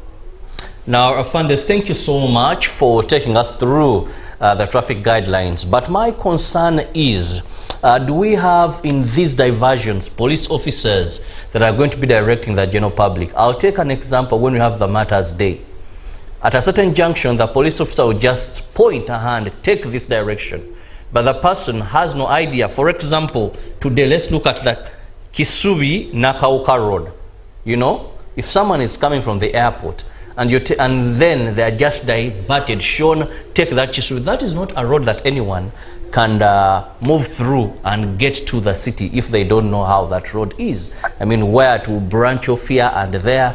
These are challenges that usually people face. You just divert them to places they have no idea about, and there is nobody for continuity of telling you or any post how you can get to your destination, say now the city center. Thank you so much. One, of course, this is something that we have been planning for, and we have enough manpower. We have then pulled some officers from our country and we deployed them. But however, we have, of course, routes which are well known. We may not need to deploy at every point. But some routes that are not known and then we have to use them, it is where we have to deploy these officers or people really to easily find these routes and access wherever they are going. But you don't need to worry about that. We have enough deployments at the junctions where we feel or we think people are going, motorists are going to be confused. We have there enough officers who are going to be directing these people where they are supposed to be going. Right. Thank you very much, Afande. Philip from Karamoja says, good morning, Afande, Michael, and UBC. Thank you for the morning traffic rules ahead of nominations today and ahead of time. I hope what happens today will follow suit of other incoming nominations. It has been a fracas in previous nominations that rules are applied selectively. The police treat all candidates equally. It's what we, the voters, are longing for. Will your officers do that? In other words, will your officers, that is the officers of the Uganda police, treat all candidates equally as opposed to applying the law selectively? Yes, Julie, yeah, that is obvious, of course. That's where we get to the road. We know that roads are used by everyone, regardless of the color, regardless of the race and all that. So that's why we are there to ensure that road users are safe, to ensure that people are safe. They move safely from one point to another. So this cannot be selective. We look at every person who uses the roads. Actually, not only the motorists, but also pedestrians. We have to ensure that the pedestrians are well protected. School-going children are protected. The vulnerable road users, everyone here is taken for when it comes to ensuring road safety on our roads. However, thank you for the concern that our officers on the ground will ensure that every person is safe. And that's why we make these plans, and that's why we make these deployments. Now, Afande, also let's look at the pedestrians in these areas. Do they have free movement? We've talked about the motorcycles, the vehicles. Now, the motorcycles carry, the vehicles carry stickers, say the residents in these areas. Now, those that are going to be moving on foot, what is going to be there to identify them? They also equally have to go and work and make ends meet. Then also these roads, these routes, if someone wants to, if they are pedestrians, are they also restricted that please don't take this route as well, or people on foot can freely move? Yeah, thank you, Robert. Of course, on all these cut-off points and all these areas where we have traffic police, it is not only traffic police, but there are also other security personnel to ensure that to check who is who and where they are going. So as much as we don't so much talk on about the pedestrians in our plan, but then we know that's where you had me on some points to talk about security agencies, other security people working with us. They are on these points also, because you may be also a pedestrian, but then now you have other ill intentions towards these people who are coming for the nominations. So the security is in place there to check, to verify who is who and the intentions of such a people. But for those who are really genuine and they are okay, they will of course move freely. And then for those who, for example, they move in groups or teams or want to disorganize or do have other intentions, they will also be there to it. So it is not only traffic officers deployed on these places, but a lot of people, even intelligence, even those that may not even be in uniform, for purposes of intelligence and also to find out who is who and all that. So that really taken for. There is no need to worry about that. All right, Afande, looking into these coming 2 days, starting today into tomorrow, do we have emergency routes at least for ambulances? Yeah, whenever we are planning for these routes, we always cater for the emergency vehicles. We know people fall sick. Having nominations does not mean that people don't fall sick. They do fall sick, and they are all catered for. So we know when they come, as much as they are cut off points, but then these are emergency vehicles. They have to be left. They are left to move. So that is obvious. All right. Also, what plan does the Uganda police have in handling processions by presidential candidates and their supporters? Yes, we also working on that. We also actually already have a plan in place, and we shall also now have to sit and then release it to you people, for these people to get the guidelines on how to conduct themselves when they're on the road. Because doing all this does not mean that we are put our lives at stake or at a risk by doing really what is not supposed to be done, especially because it is true that we only see some violations on the roads where people sit on top of the vehicles, where people are speeding, so but all this is being worked on, and then we're also going to issue the guidelines concerning the same to make sure that these people are well monitored, and then we also make sure that really people's lives are well protected on the road. These elections are just for some time. Then after we need lives here to live. So we are working on this, and then when the time comes, we shall be able also to give those guidelines, and then also give and tell you what we are going to be doing. For those who violate, of course, people have to violate some of them. So we know what to do, but we shall also get that when time comes.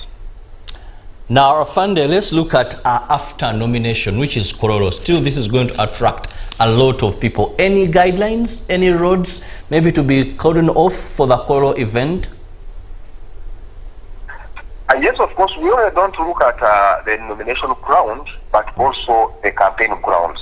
All that is catered for.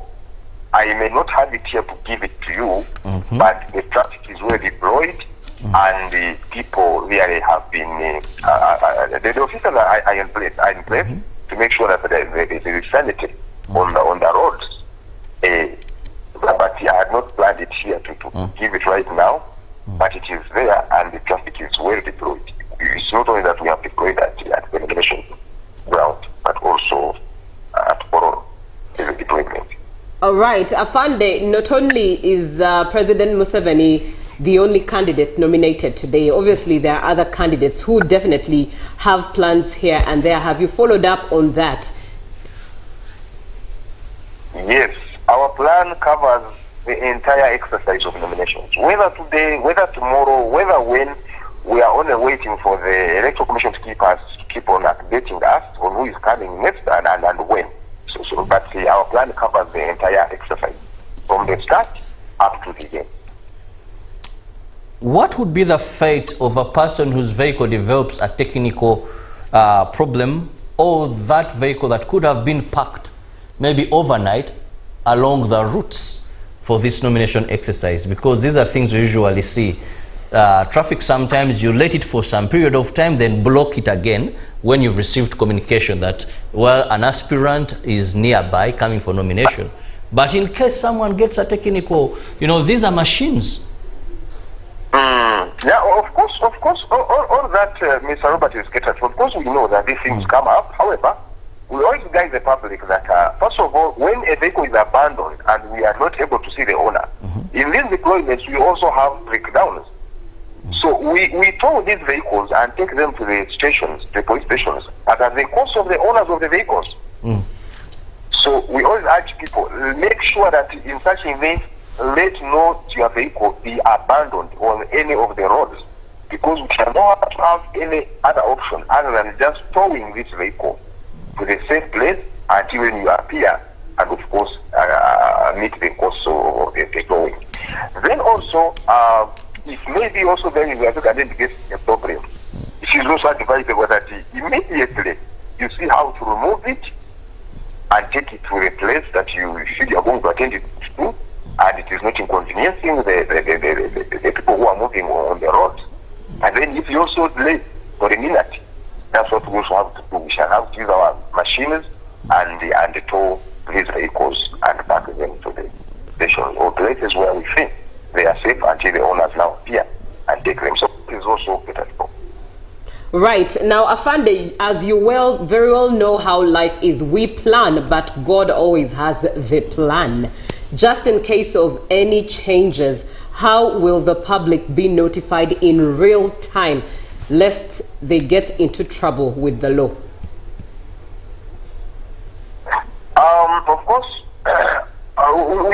also keep on monitoring. We are in touch with those people on ground. We are also on ground, but even when we even get to offices, we are in touch. In case there's anything and it requires any information, immediately we are on alert to disseminate that information, because all that is important is to make sure that we disseminate the information so that people get to know what to do and what next. So we are always on ground and alert to make sure that we communicate, but also not only to communicate, but also to devise means on how best to rectify some of the issues that may come up along the way. So when that comes, of course, we are ready, and we also plan for some eventualities, and then we sort them. All right, thank you very much, Afande. What would be your parting shot? Basically, I urge the people to exercise discipline. Like I said it earlier, let us be disciplined and let us be patient. Let us listen to these traffic officers deployed at this point. If they tell us something, anything, let us not again go into argument, and then they are telling us, please 50 meters be away, and we say no, for us we have always got closer. No, please make sure that you are here and listen. This is going to take few days and a few minutes or hours, and then let you move. So please make sure that you are patient and make sure that you are disciplined on the road. Thank you. Right, thank you very much, Afande Kananura Michael. He is the Public Relations Officer, Directorate of Traffic and Road Safety. He's been speaking with us and looking into the traffic and road safety ahead of the nominations of presidential aspirants that starts today. That's it for this conversation. Thank you so much for being on the show.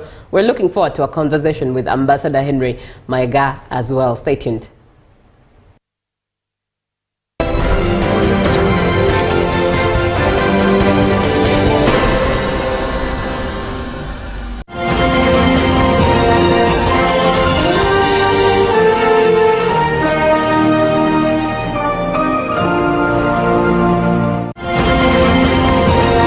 Live from UBC Studios in Kampala, this is Good Morning Uganda.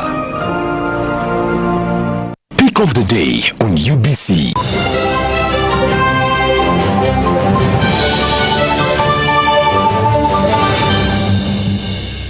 Was brought to you by I'll call you every day, yeah yo, Beidondolo. You can now get all the Chibuzi out with MTN voice bundles. Call all networks Kubei Dondoro.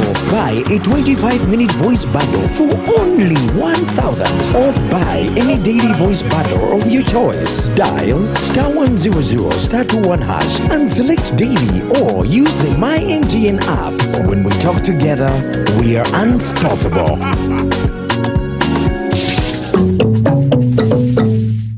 Exercise can't be sustained. Eating can't be stopped. It's even harder to lose weight. Come and give it a try.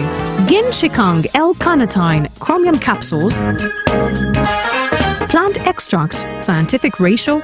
Take 3 capsules each time. The active ingredient accelerates fat burning.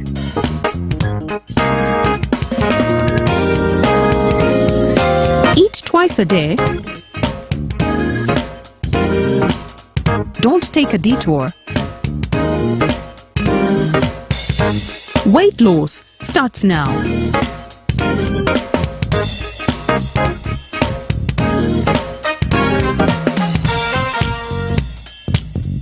Genshikang L-carnitine with chromium capsules helps you stay in shape. Please follow medical advice when taking this product. For more information, visit our website www.hgo.com or call 0800 335555.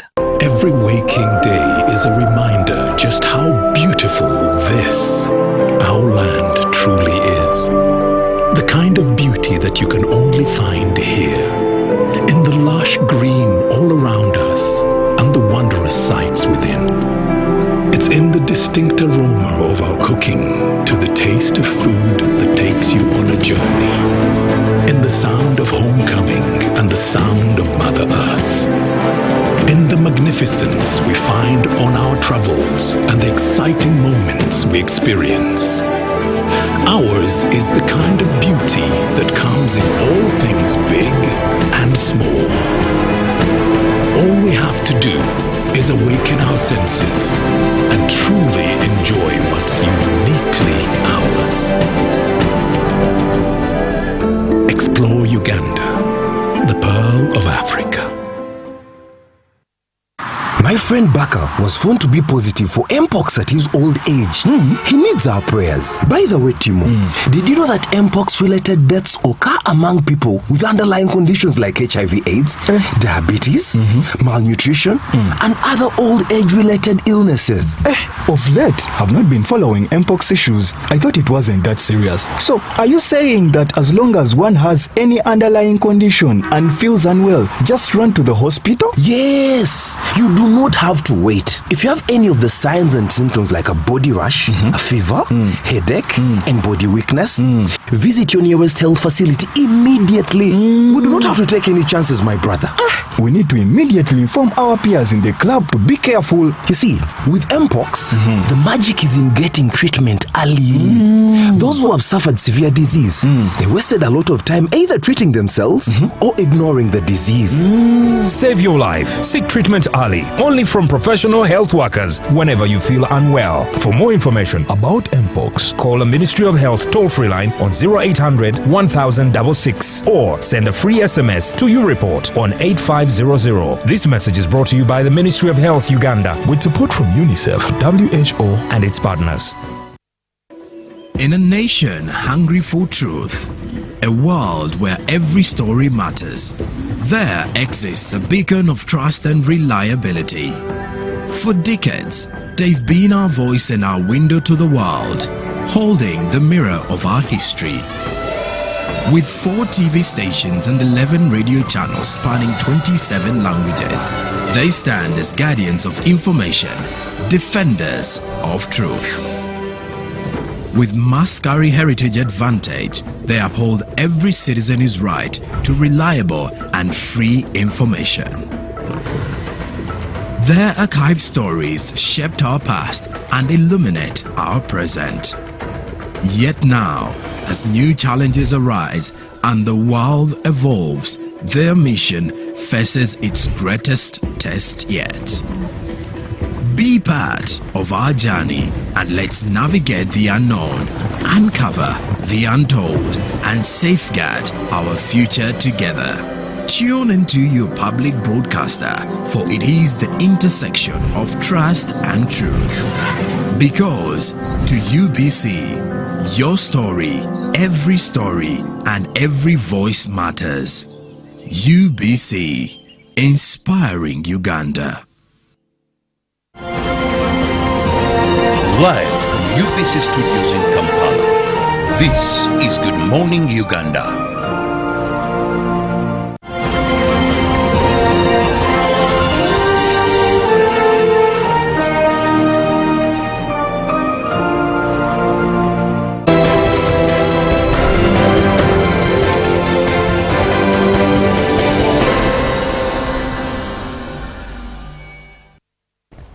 Yes, indeed. Who will be the next president? Today, the 23rd of September 2025. We are looking forward to the nomination process of presidential aspirants in the general election 2026. And in about an hour and a half, President Yoweri Kaguta Museveni will be at Lubowa to have his nomination take shape and later on head to Kololo. Now, to have this conversation, we're having a lot of experts to speak into this matter as to how they perceive these things, those who have been there, who have been in the game, and a lot of things to learn and relearn from them, especially in my generation. Lots of things to take note of and also be inspired at the same time. You are watching UBC TV, Inspiring Uganda. My name is Julie F. Nantaba, and we are now in this moment having this conversation with Ambassador Henry Maiga, who is a Ugandan Foreign Service diplomat, to speak with us, but you can also be a part of the conversation. 0709-602-592. Good morning, Ambassador.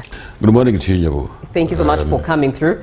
Always an honor to get wisdom from you. My pleasure. All right, let's start off with how you are assessing the ongoing nomination process for presidential aspirants today and tomorrow? Absolutely. It's really a very good time for the country, in my view, because we can now boast as a country of having regular and predictable elections after every 5 years, which wasn't the case. I mean, if we dig into the history of where we are coming from, Ugandans who have inhabited this country for quite a bit of time know that, for instance, from 1966 to 1980, we didn't have elections. And yet we were an independent country because we got independence in 1962. And from 62, there were no elections. Actually, from 62 years. There were no elections from 1962 to 1980. And of course, even the 1980 elections were disputed. And there was a terrible fallout in our country. But we can now, to cut the long story short, boast of predictable and regular elections after every 5 years. So I'm not surprised that actually the nominations are going on. And I am sure that the planning has been good by the Electoral Commission to ensure that the nominations move as smoothly as possible. Today, President Yoweri Museveni, of course, is going to be nominated, as people have heard, and the preparations have been in high gear. The rest of the candidates are coming on from tomorrow and so on and so forth, like the Electoral Commission has planned. Not like in the past. I remember, for instance, in 1980, when it became extremely difficult for some, especially at the MP level and so on and so forth, that somebody would travel to go for nominations to those respective places where the Electoral Commission of 1980 had actually planned them, and then they were blocked, people were blocked, so they couldn't access the nomination centers. And so this is, in my view, a plus for our country in terms of political growth. And I think the country is headed for good times because of the deepening of democracy, most especially after 2005 when we got the when we went through the referendum that decided that the country should go back to multi-party system of government. So these nominations, in my view, are a plus for our country because they're going to be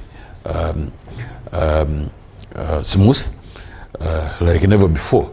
I wanted to borrow Donald Trump's words, that like never before, because in the past it had been difficult for us to have these smooth nominations and subsequent elections. So I think we're moving very well as a country. Right, and now that you say that, let's look at the numbers of those who picked up nomination forms interested to become the president of Uganda and the diversity that it carried from numbers to gender, although that gender balance isn't yet there, but at least we saw Nancy Kalembe pick up nomination forms as a female to represent Uganda. What do you think this speaks into the political environment of Uganda today versus today and then? I think we've really cast the net wider, that now the catchment area for presidential candidates, and even those who aspire for other positions of responsibility in politics, again, the net is cast wider. I mean, I don't know how many parties that we have that are sponsoring candidates to stand for these things. Now, going back to the presidential nominations, because that is the key thing we are looking at this morning, and the number of candidates that have shown up or picked interest in standing for president, although for me I may have my own reservations about the numbers and how serious some of these people are. But anyway, that is our democracy. That is the democracy that we have in the country, that everyone, as long as you honor or respect the guidelines that have been put across by the Electoral Commission, like, for instance, somebody being 18 years, somebody being, you should have an ID, national ID, valid, and so on and so forth. Somebody, I mean, the requirements are many. And then the 20 million Uganda shillings that you're supposed to pay as a presidential candidate, somebody who's going to stand for president. All these show that in this country right now we have actually people who are serious when it comes to politics, and they want to sell their candidatures to the electorate in the country, And for me, this hyped up interest in people to stand for president and the various positions eventually, of course, is something, again, which is a plus for our country, because like never before, I have not seen this kind of thing. Let's look at 1980, for instance. We had how many political parties taking part in those elections? At least the big ones were the UPC, it was the DP, it was the UPM, it was the CP. I don't know what the hell the other parties were. But as far as I remember, the major ones were only those 4. But now, of course, you have, because the political argument has been, or the contest has been extrapolated to even include people who come as independents. They don't have a vehicle in terms of a political party to contest for the position of president, but they have offered themselves to come as independents. But of course, as you know, we have the NRM, who have, I don't know, the DPs the other day, I saw them pulling out. Mao is not going, DP is not going to sponsor a presidential candidate. The PF is not also going to have yes, a presidential candidate. UPC I understand is still bad. UPC is still struggling. I don't know where they're going to be, because of course they're already cohabiting with the NRM in government, just like the DP. So at the end of the day, I think we're going to have some, of course, my candidate, President Yoweri Museveni, is going to be there, and the rest of the people who have decided to stand for president are going to be there. So for me, all these show that democracy in our country has actually deepened much more than it has been in the past. And that shows that we are on the right path as a country. When you use the word deepen, does it mean that democracy has matured? And are there gaps that you think still need to be filled? Of course, again, my argument has always been that progressing to real democracy, 100%, is not something, of course, we aspire to achieve that as a country, just like the rest of the countries that believe in democracy. Everybody aspires. And I've always given an example of the United States, which has had democracy for the last 250 years. But they still have gaps, because you find pulling ropes between especially the 2 major parties, the Republicans and the Democrats, and they've been at this game for a very long time. Now Uganda got back to a multi-party system of government in 2005, as I said before, that we decided to become multi-party 2005. That now it means something like 20 years ago. But still, we still have problems. So this comparison, this juxtaposition, positioning of what has been transpiring in the US and what is transpiring in Uganda is really something that should give us an indication that yes, this is work in progress. If the Americans have been there for 250 years, and for us who have done only 20 years, it means we still have so many things to do. But as we speak right now, I think we are on a very firm ground as a country in terms of ensuring that democracy, the way we know it in our country, is something that is taking root, something that is going to be beneficial for the country, something that is going to result into stability, not political instability that we had before. For instance, from 1966 to 1986, we had a lot of political instability. So by virtue of the fact that we are having regular and predictable elections, and people can sponsor themselves as independents, and also using vehicles as political, in terms of political parties to contest for positions of responsibility in politics, these are pluses that we can boast about as a country. And without, I know of course there are so many gaps. People will definitely say that the playing field, for instance, is not level and all these kinds of things, but at least we know that every 5 years, religiously, people are going to come and contest for various positions that we have on our political canvas. And that shows that the country is on a very correct trajectory. There is still work to do, of course. No doubt about it. For instance, political parties would have loved to get much more funding. Right. Yeah. But you remember, you and I, the other day remember, and of course Ugandans remember that 11.5 billion was released for sponsoring only those parties that subscribe to the iPod. So probably parties would have loved to have much more money than what has been provided by the government. And these are things that show that this is work in progress, and we can perfect even further our political contestations in this country, because that is the only way how we are going to be stable. That is the only way how we are going to deepen democracy and ensure that we move on politically in a stable environment. Right, you've painted a picture of a bit of the history that was, for example, as you've mentioned, indeed, 1966 to 1986 was a lot of political instability. And of course, even with the election process, 1962 to 1980, there were no elections, but it's good that we are having an election process. right now, where nominations are taking place, we're seeing presidential aspirants get nominated starting today. That is indeed a tick and a place of hope. But in your perspective, as someone who has seen the events transpire over the years, do you think there is a chance with the current political scene, there is a chance of some form of political instability, just to inform the viewer and have a perspective of what could transpire? Of course, I don't think that we are going to go back to where we came from. And again, we dig up the history. You remember the fallout in 1966, as we have talked about it at the beginning of this conversation, where elections were suspended, political parties were suspended, and there were no elections until, because of course we remember that in 1961 we had elections. We had some elections. We had, of course, there was that plan that there should be even more elections after that. But then from that time up to 1980, there were no elections. And when the 1980 elections came, there were lots of fallout. And the rest is history. Of course, President Yoweri Museveni and his people decided to go to the bush to reverse the situation, the way it was in the country. So, and then from 1980 to 1986, we had a civil war in Luwero, and that was as a result of the fallout in 1980. And subsequently, there were also armed conflict in the northern part of the country, and that transpired for quite a bit of time until the guns went silent in the early 2000s. And that's when we began to think about putting together all sorts of things, including writing a new constitution, including going for the referendum, as I've said before, in 2005.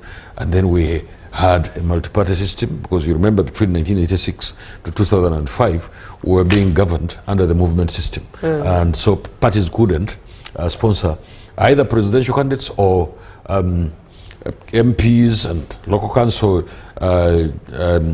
candidates and so on and so forth. And the first elections under the multi-party system came in 2006. And that was after that referendum, of course, of 2005.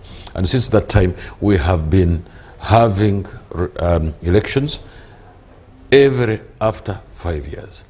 And that is something that has been great for our country. We haven't seen those levels of instability that we had before. And I believe that we're not going to have, because we have learned how to live together. Right. Up to a point. Of course, there are still political disagreements, but I don't think that those political disagreements are going to translate into armed conflicts that we had before. And for me, that one, again, I must say that it is a plus.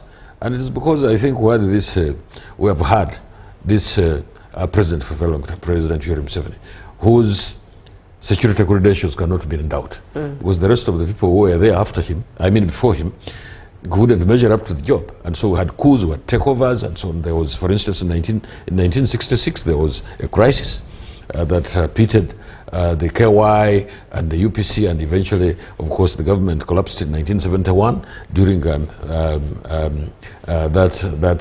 political instability, unstable period. And there was a coup of 71, there was a takeover of 1979, and then between 1979 to 1980, we changed heads of state 5 times. Because you remember we had Idi Amin, then Idi Amin was removed, there was a takeover. When Idi Amin was removed, President Yusuf was installed, then he lasted, I think, for a year. And then Ibn Isa came, lasted for about 6 months. And then after that, Paulo Mwanga took over and organized elections in 1980, which elections were contested. So those political instabilities that we had in the past, I don't believe they're going to come back, because we relatively are on firm ground to ensure that, yes, if you have any political difference with me, you can belong to your political party and you're free to sponsor candidates. And that had been part of the reason why we had a lot of instability in the past, because the political disagreements were so high-pitched, and it became extremely difficult for us to hold it together as a country and as a people. Right. Yeah. Let me engage some of the comments coming through. Phillips from Karamoja says, "Good morning, Ambassador. Just to find your opinion, what happens if another party wins the 2026 general elections? Will the NRM party hand over power? And will you accept to work with that party? This is Phillips from Karamoja. No, I think the Constitution is very clear. Right. And thereof, also the rest of the laws that we have in the country are very clear. Because, I mean, if somebody wins the elections, rather than the President Yoweri Museveni or the NRM, definitely that person is going to be the president of the country. It is very clear. That is what the law says. And if that is the case, I think Philip should rest assured that if his candidate wins the elections, rather because he sounds not to be a supporter of President Yoweri Museveni. He actually is because he actually is because his statement reads, "Will NRM, my party, hand over power, and will you accept to work with any other party that shall have won the election?" Absolutely. And I'm trying, of course, he seems to be pretending, but it doesn't matter anyway. That is an argument for another day. But the fact of the matter is, the law is very clear. It says the person who wins the presidential elections takes over the mantle of power in this country. And it's very clear, and it can't change. So I think the others who are contesting against President Yoweri Museveni, the only advice that I can give them is that they should work on their thing as hard as they can so that they can take over from President. But I doubt whether they can defeat this man because he's very strong and because he has also done a very good job. And these elections of 2026, I think is going to be, the performance is going to be much better than 2021. Right. Because of the kinds of things that have been done on the ground. There is so much that is going on in this country. I mean, probably those are arguments for another day. Right. You just go to the Albertine Graben, where oil is going to begin spilling, I think, next year. There is a new city which is going on there. People, I think, should be encouraged to go there and see for themselves. A new city, a new airport, which is almost an international airport, because people have been knowing only Entebbe Airport. There is so much that is going on in this country. And the roads up country, yes, we can complain, of course, about the roads in Kampala. We still have lots of areas that are potholed, but it doesn't matter. I mean, time is going to come. Our resource envelope also determines on how much we do for the country, and especially when it comes to the infrastructure in terms of roads. But there is so much that is going on in the country that this president, his government, have been doing for these so many years. People have been complaining about his longevity in power, but sometimes you need that kind of longevity to ensure that things can move. Probably it was organized by God that he should stay much longer so that he can do all these things. You talk about the longevity. This is something I asked Honorable Richard Todwonk earlier on in the morning, but I would also love to hear your perspective on it. Uganda is 75% youth dominated, and that means that speaks into the fact that many of the youth have been born under the NRM regime. Many now are giving birth under the NRM regime. Their children are growing up and probably looking into becoming parents themselves still under the NRM regime. What message do you think this informs to the youth who are the largest number of the country, who are the voters, who are the runners of the economy, who are the ones dominating everything? Absolutely. Let me be categorical about these things, because a population of a country can only grow if the health system is slightly better than it was. Otherwise, you would have expected that the population actually gets stunted. Now, that population growth means that the wars that were taking away lives probably have subsided, and which is true. We don't have any wars. There is no war. We may have crime in the country, no doubt about it, because I mean, even in the US, they still have a lot of crime. The other day, they shot Charlie Kirk, and there was another shooting in some other area, and so on and so forth. But the country has been stable, and therefore that stability has contributed to the increase in population. That is number one. Number two, a youthful population is very good for a country, because these, especially if you can give them an education, because these are the people who are going to be in charge of the technology, in charge of all sorts of things, and they are still energetic. They can contribute to the production processes in the country. This is a plus, and it hasn't fallen from the sky. It is because there is something that the government has been doing, the government of President Yoweri Museveni has been doing to ensure that Uganda's population grows and becomes as useful. Otherwise, I would also pose a question. Is the preference that we should have a very old population, like in some of these other countries, where it becomes very difficult? I was reading about Germany, for instance. In Germany, when Chancellor Angela Merkel was still in charge of that country, there was a problem. The population was aging, many people were falling out of jobs, and so she said, her government said, look, what we need to do here is to ensure that we bring in probably people as expatriates. And so that's when you remember the people who are crossing from all sorts of countries as a result of political instability. And so Angela Merkel and her government agreed that they should bring in about 1 million people. But they also did a proviso to that. They said that we should have these people into our country, but they should be young at the same time. They should be useful and they should have qualifications, for instance, in technology, engineers, medical doctors, and so on and so forth. So President Yoweri Museveni has been upping the game in as far as health services in this country are concerned. He has been upping the game in terms of education so that this youthful population becomes as productive as possible. So for me, it's a plus that we have this youthful population in the country. And now the argument perhaps might be we look forward to a younger president who understands our language, our jargon, our mentality, our generation. Absolutely, and I was coming to that one as well. Because the moment you have this youthful population, it is educated, it is healthy, and eventually, of course, President Yoweri Museveni is not going to be here forever. That is for a fact, just like all of us. Even the youth people we're talking about today will not be here forever. So, as a continuum between the present generation of President Yoweri Museveni and these younger people, of course, finally, the baton is going to be passed on to the younger people. There is no doubt about that one. Because these people are becoming more influential. The parliament, for instance, is increasingly, in these elections that we've had before, is increasingly becoming youthful.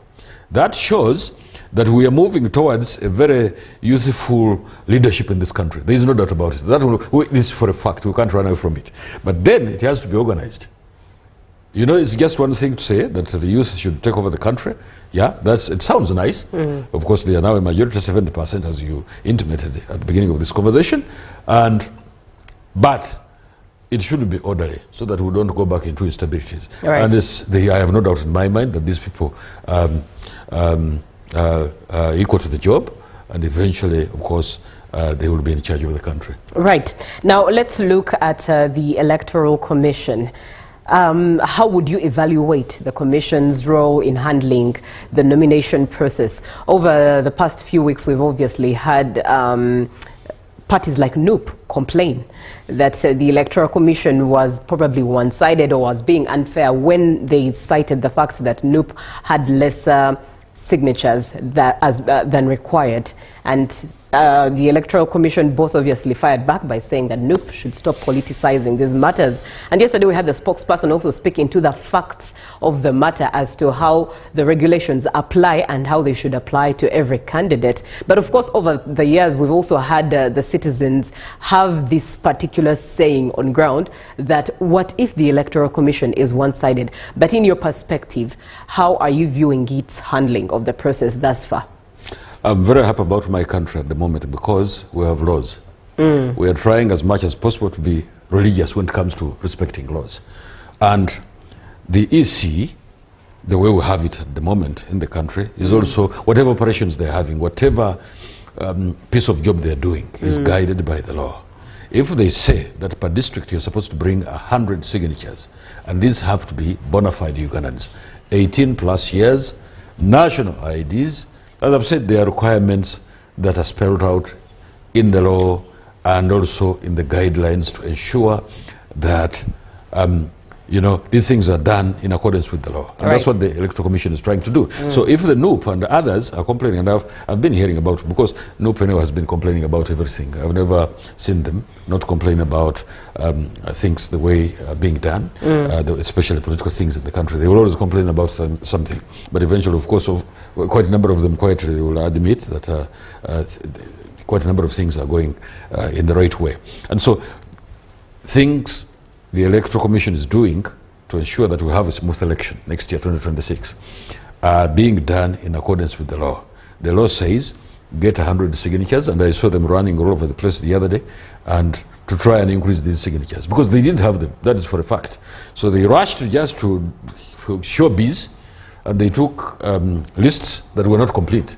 And the Electoral Commission said, no, take them back. The NRM, the other day, remember, Tudong was telling people that they had how many million? 2.5 signatures countrywide, and they brought the documents. And These things are computerized. So it's just a question of randomly picking an ID and then you check whether this person is actually bona fide Ugandan, 18 years and so on and so forth. And so the computer is going to confirm that this person is a. So you see, let us respect the laws in this country. Once we respect the law, everybody is going to be comfortable. Extremely important for us to make sure that we move in accordance with the law. Right, let's engage into a few comments that are coming through. This is again Phillips from Karamoja, who says 75% of the youth, yes indeed, but we in Karamoja have big challenges. Parents, I think I've lost your message. We'll get back to it a little later, Phillips, but thank you so much for being on the show. Thank you, Ambassador. And this is Otim Richard in Iganga, who is enjoying the show. Uganda has a significant increase in the number of districts and parliamentary seats. Critics argue that this is a political tactic to create patronage, networks and secure votes rather than a genuine effort to improve service delivery. How do you justify the growing size of the government and the associated financial burden on taxpayers? Well, I don't believe it. We go again to the law. We go back to the law because the law says that once a population grows up to a point, I think 60,000 or something like that, inhabitants in that, is it 60,000 or we need to check that? There is a law. Right. So the moment the population grows to that size, then districts will come, then constituencies will come. I go back to the Americans. Recently, they've been redistricting because of the population sizes and so on. That has been done in Texas. It creates more constituencies in Texas. It has been done in California and quite a couple of other states in the US. So it's not only happening in Uganda. People should get exposed to understand that some of the things which are going on in Uganda are also going on in the rest of the countries on the globe. So it's not that something just falls out of the sky. There is a law that guides. That somebody, President Yoweri Museveni and his government don't have to wake up just one day and they say, we increase constituencies, we increase districts, and no. It doesn't happen that way. It happens because the law spells out how you create constituencies, how you create districts, and so on and so forth. But of course, the concern is not lost that the moment you increase these things, it bloats public expenditure. So, do we have enough resources? It's a valid question. Do we have enough resources to ensure that we have a huge parliament? That is for debate. We leave it to those who are willing to have a debate on that one. But have we failed to pay members of parliament? That is probably the other question that we need to ask. They are still being paid. I have not heard parliament complaining that they are not being paid. But is it good to blot public expenditure? Fine. The argument can go on. And probably we are reaching, of course, the administration of President Yoweri Museveni recently was talking about putting a bar on these things so that we wait until we get enough money so that we can increase these things. But the law also probably has to be recast to ensure that even if a place, there are some, for instance, cities which have been declared as cities. Right. I hope Ugandans are aware. Quite a number of them have not been validated as cities yet, even if they have been declared to become cities. The reason being, probably there is not enough money. So because of lack of enough money, I was reading an article in the New Vision recently, about 3 months ago, and they were saying that quite a number of cities which had been declared, potential cities which had been declared to become cities, subsequently have not been validated because there is no money. So you can see even within the government there is a concern that yes, the law says that a town should become a city, but because there is no money, let's wait. But and perhaps still into this particular argument of the person who has submitted this, perhaps yes, the more districts could be, developed and validated. But what if it's a question of priorities? When you look at the number of members of parliament, yes, let them be there to represent. But the priorities of service delivery and the members of parliament probably adding salary to their accounts or adding vehicles to their accounts, the balance is, I think, where the question comes in as to why you should fund something like that, yet there's no medicine in the hospital. The issue of service delivery and priorities kicks in right there. You know, juggling national things is not an easy task. It's a big one. I mean, we should have probably even gone back to the argument in 1986 when President Yoweri Museveni and his colleagues took over government. We had a broad-based government, And some people were saying, no, we are UPC, we are DP, so we shouldn't cohabit with the NRM in the same government and so on and so forth. But eventually, of course, President Yoweri Museveni went ahead and brought on board all sorts of people from shades of political opinion. Right. He brought on board the Semogeres who were in DP, the Tiberondos who were in UPC, the monarchists from Mengo and so on and so forth, for people to be together because we had gone through so much as a country. But there was a lot of political instability, as you remember we talked about it much earlier. And how do you cool down the political tempers in the country? You can only cool them down the way President Yoweri Museveni did it. Bring on board all these shades of political opinion. We sit together as a government, and so that the political tempers can cool down, and we forge ahead. So, of course, that lasted up until 2005, right. From 1986 up to 2005. And what happened is in 2005, I remember the argument at that time was that so people went back to their respective political parties, and they said, okay, now the contest is open. Let's go as political parties and compete against each other. And of course, since that time, the rest is history. President Yoweri Museveni has been winning those elections because he has led the country perfectly well. And so when it comes back to the size of parliament, the number of districts, the number of local councils, the number of cities, the number of municipalities, and so on, that supposedly bloated public expenditure on those institutions that I've mentioned is something that we can discuss. But it's also something that we can't ignore. I'll give an example. By 1986, the population of Uganda, I think, was about, it wasn't even 20 million. It was much less than 20 million. Right now, as we speak, we are moving to 50 million. And that means that you have to increase the constituencies. You cannot keep the constituencies of 1980 or 1986. The numbers that we had then, up to now, because the population is increasing, even the financial mass of the country is increasing in terms of taxes. And all these things come into play. And you say, okay, what we can do, let's move at this pace. Let's increase the cities. Let's increase the constituencies. Let's increase the districts. And I'm surprised, but happily surprised, that even the churches have followed suit, because the dioceses have been increasing because of these, because of the increase in population in the country, and so on. So it's something that really keeps, it keeps the country going. That you have to increase these things in order to accommodate all the various, political, religious, and economic thoughts in the country. Because of the increment in numbers and so on. Of course, the country is not growing bigger, right. Unless we capture some territory. But the country's population has been increasing. And the country's financial mass has also been increasing, because the GDP by that time was much smaller in 1986 than what it is at the moment. Right. Yeah. And to engage more of the comments coming through, now earlier on you did share the fact that President Museveni has a strong security measure compared to the past presidents. And someone comes through and says, "Good morning, Uganda." This is Andrew from Entebbe. And he says, "I support the NRM." And he says that Bobi Wine has failed to control his followers alone. Will he manage to control the country? Ugandans, we should know where we are going to put our vote. And now, moving on, there's a comment that comes through and says, "Good morning to you, Julie. Thank you so much." And the NRM party, under the leadership of His Excellency Yoweri Kaguta Museveni, has transformed Uganda compared to the previous leadership. However, a peaceful transition of power is needed if we are to stay safe. Museveni had a big number of peace fighters in the bush, for example, Mjisha Muntu, Dr. Kiza Besigye, General Otafire, but currently most of these strong men are opposing the ruling government. This is Ismail Bwambali Mahango from Bushenyi. What would you say to Ismail? Metaphorically, I can say that transition has been going on, although people don't see it. How so? In quite a number of ways. Right. Because we're having elections. And every other time you have elections, the president changes to himself because he's good.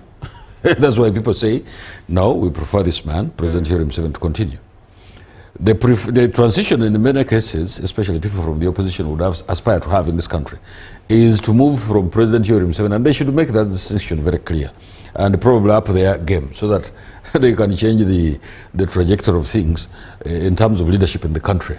But without that capacity that equals that of President Yoweri Museveni, it becomes a little bit difficult. But of course, the transition, in my view, has been going on from, except that he has been from that same person to himself, which is also a transition in a sense, because he hasn't imposed himself. He subjects himself to an election, and anyone is free to contest against him. I mean, Besigye has tried, I don't know how many times. Mao tried, but now it seems he has given up. Kyagulanyi is still trying. I don't know who else is trying. And well, they should be encouraged to keep trying. And but the transition, which the opposition probably, in the majority of cases, are trying to talk about, is to have another leader rather than President Yoweri Museveni. But that, of course, that one's going to happen. He's not going to be president forever. And that will come probably he himself will say that now I've left the opportunity for others to take over from where I've led the country to, and so on and so forth. That transition is going to come. There's no doubt about it.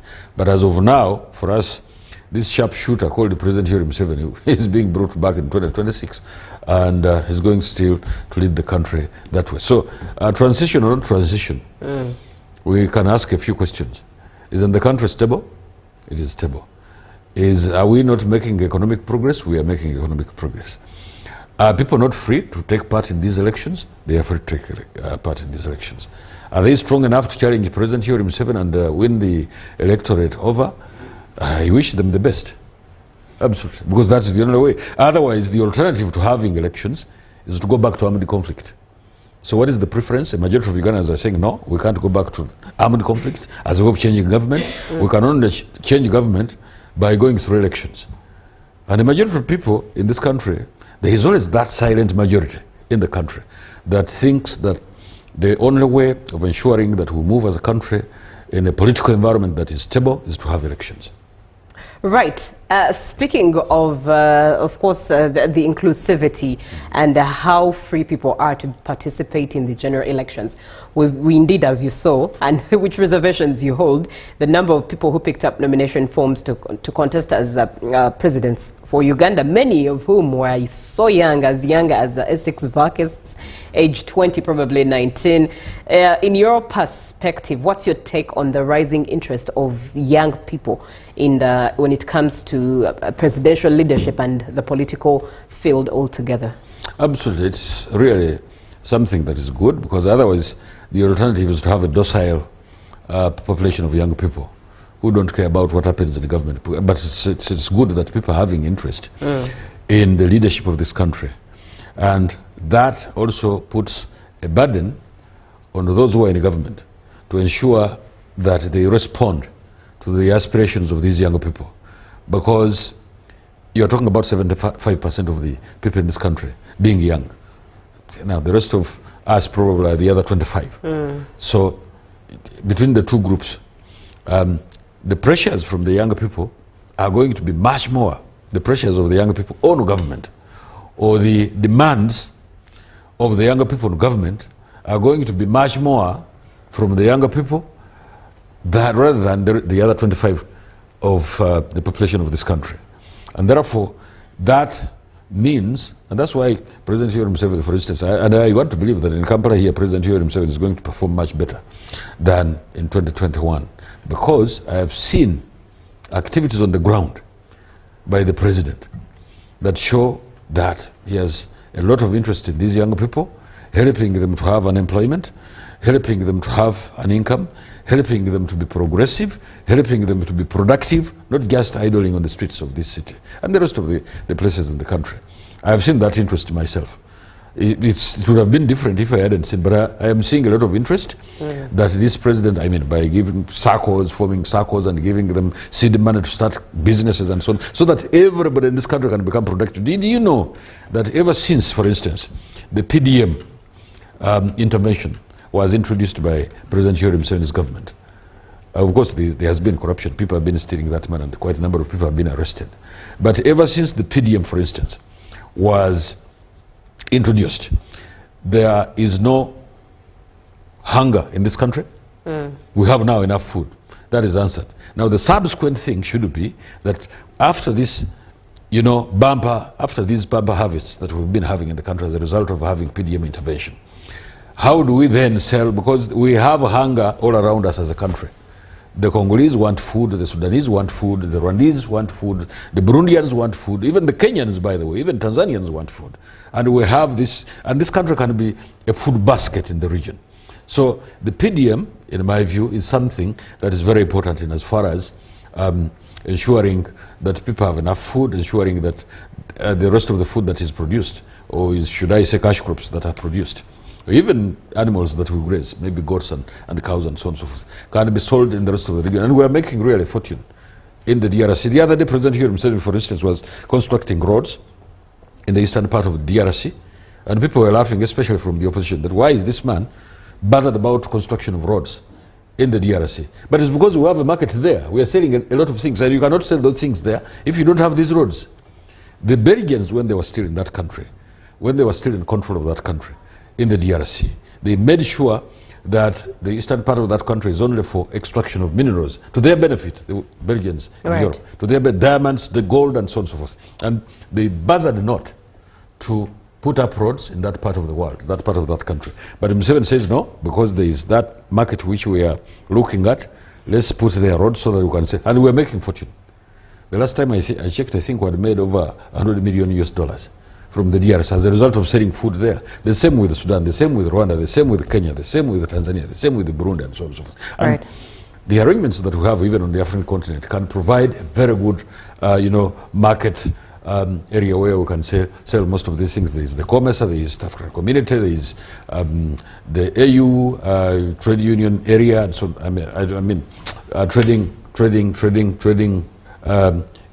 trading arrangement, partnership, where we can sell most of these things and make sure that this country can make as much money as we can. Right. Now, to the youth who indeed, still staying with the matter of the youth, who are very interested in being a part of the political game of the nation, but they do not have the political machinery, yet have bold ideas, what would you advise them? I think nobody's going to give you the political machinery. You have to acquire it yourself. Right. Again, I go back to Charlie Kirk. Nobody gave him the idea that he can traverse that country and sell the idea of people being committed to their country, that people being in love with their country and doing good for their country and all these kinds of things, service to the country. And so you just have to take that interest by yourself, and nobody's going to impose that interest on you.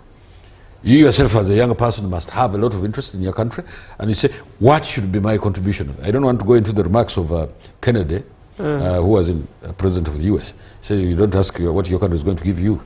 Make sure that you work for your country so that the country can gain. Eventually you also gain. I am paraphrasing what he said. Right. So as a younger person in this country, whether female or male, take interest in your country.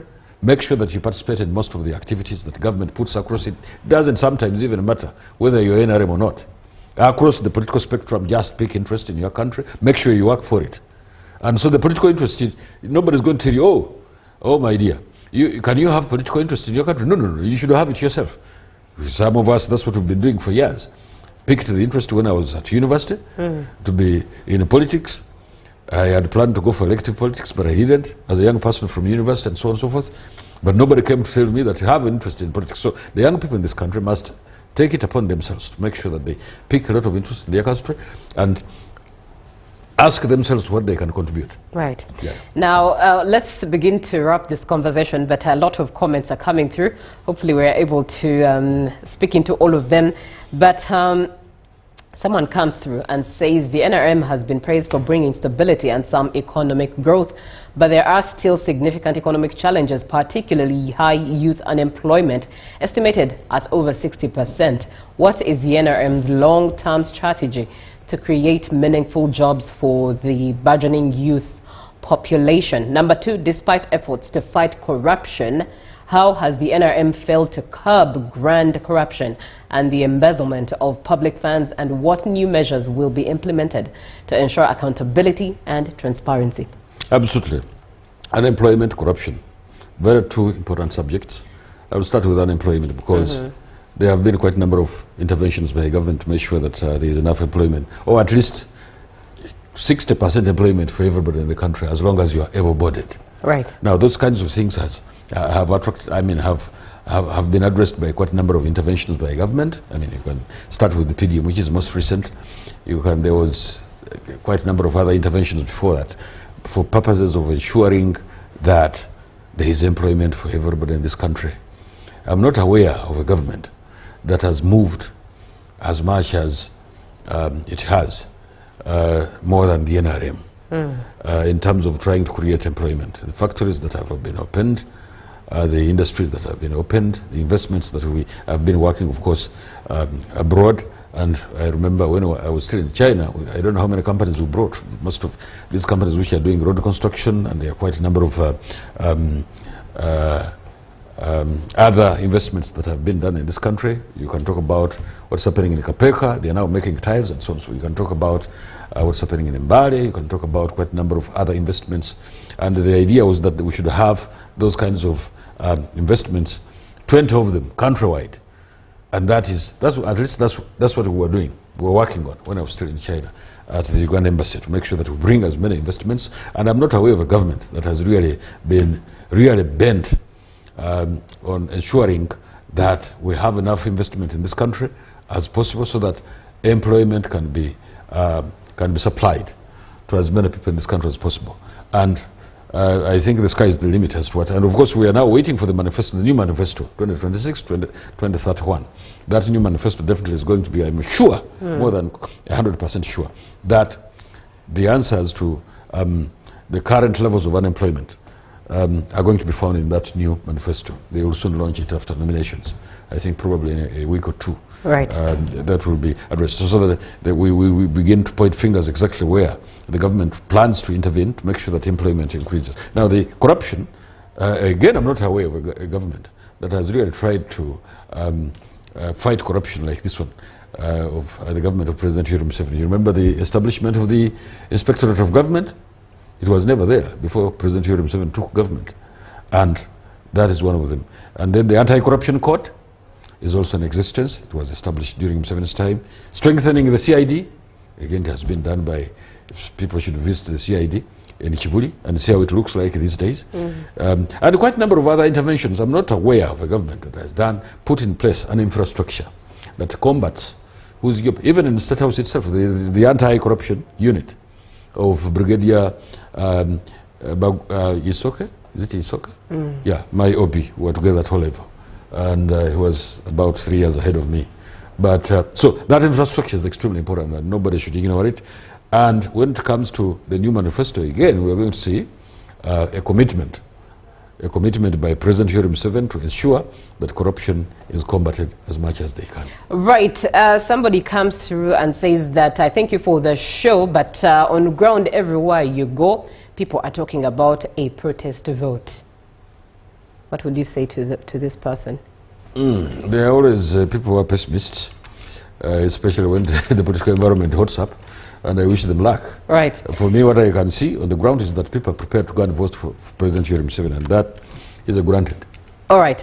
Good morning, UBC. Thank you for the show. Mr. Maega is ambiguous in his submissions. This is Mike Bugweri. Thank you, Mike, for being on the show. Good morning, Uganda. And to all the supporters of our beloved president, my name is Ochan Alan Jr., representing Museveni, and we trust citizen group that is united and stronger in Uganda, Arua City. Only a Ugandan who has no eyes will not vote for President Museveni, but the one who has eyes will vote for him because everything that he has done for his great nation, because of everything that he has done for his great nation. Uganda, let's be wise. Thank you, Alan, for getting into the show. And if DP, a political opposition party, has decided to withdraw from presidency, citing competence exhibited by President Yoweri Kaguta Museveni, then who are we without even any ability to demobilize the masses against him? And hi, UBC. All right. I think this is a personal request. I'll get into it a little later. But Ambassador, for Ambassador, by the way, I see many of your comments are coming through. It's quite a lot, but we need to take a short break. And he also needs to breathe a bit. So keep them coming. They'll obviously be addressed as the show goes on. We are looking at the nomination process that starts today for presidential aspirants, starting today into tomorrow. And of course, the biggest seat that is contested for one whole constituency, which is Uganda, is the president of Uganda. 2026 is coming up, and a lot is put into perspective. And having people like Ambassador Henry Maega gives a lot of information because he has the history, he has the wisdom, and to paint a picture as to where we are going and how best, you know, we should make decisions that are informed at the end of the day. So keep those comments coming in. Definitely, he'll be back to speak into them. But for now, as we take a short break, Ambassador, what message would you have for someone who's going to vote at the start? Today is the nomination, and that means that, there's a candidate they must vote for. Voting is a national responsibility. If you don't vote, others vote for you. And when they decide, please don't complain. So let Ugandans have the commitment to go and vote, because it's a right, but it's also a privilege. And so, and it's a job. And once you do it, if you lose, at least you would have voted. You will not regret. If you win, you celebrate. Right. So I just want to encourage everybody, and people should go and vote early. You go in the morning, early in the morning, by 10 o'clock you're finished. Let them go out. That's what the Americans do. Charlie Kirk was encouraging the Americans in the last elections that they should go very early, vote, and then you go home and relax and wait for the results to come. You know, so Ugandans must also go and vote early and wait for the results to come. Right. And it will be smooth. Right. No problem. Voting is a right, but it's also a privilege. That's a nugget that should stay with you. For now, have a good morning, and let's have a short break because we are still looking into the nomination process of today into tomorrow for presidential aspirants, those who want to be the president of this nation, Uganda, for God and my country. Thank you very much.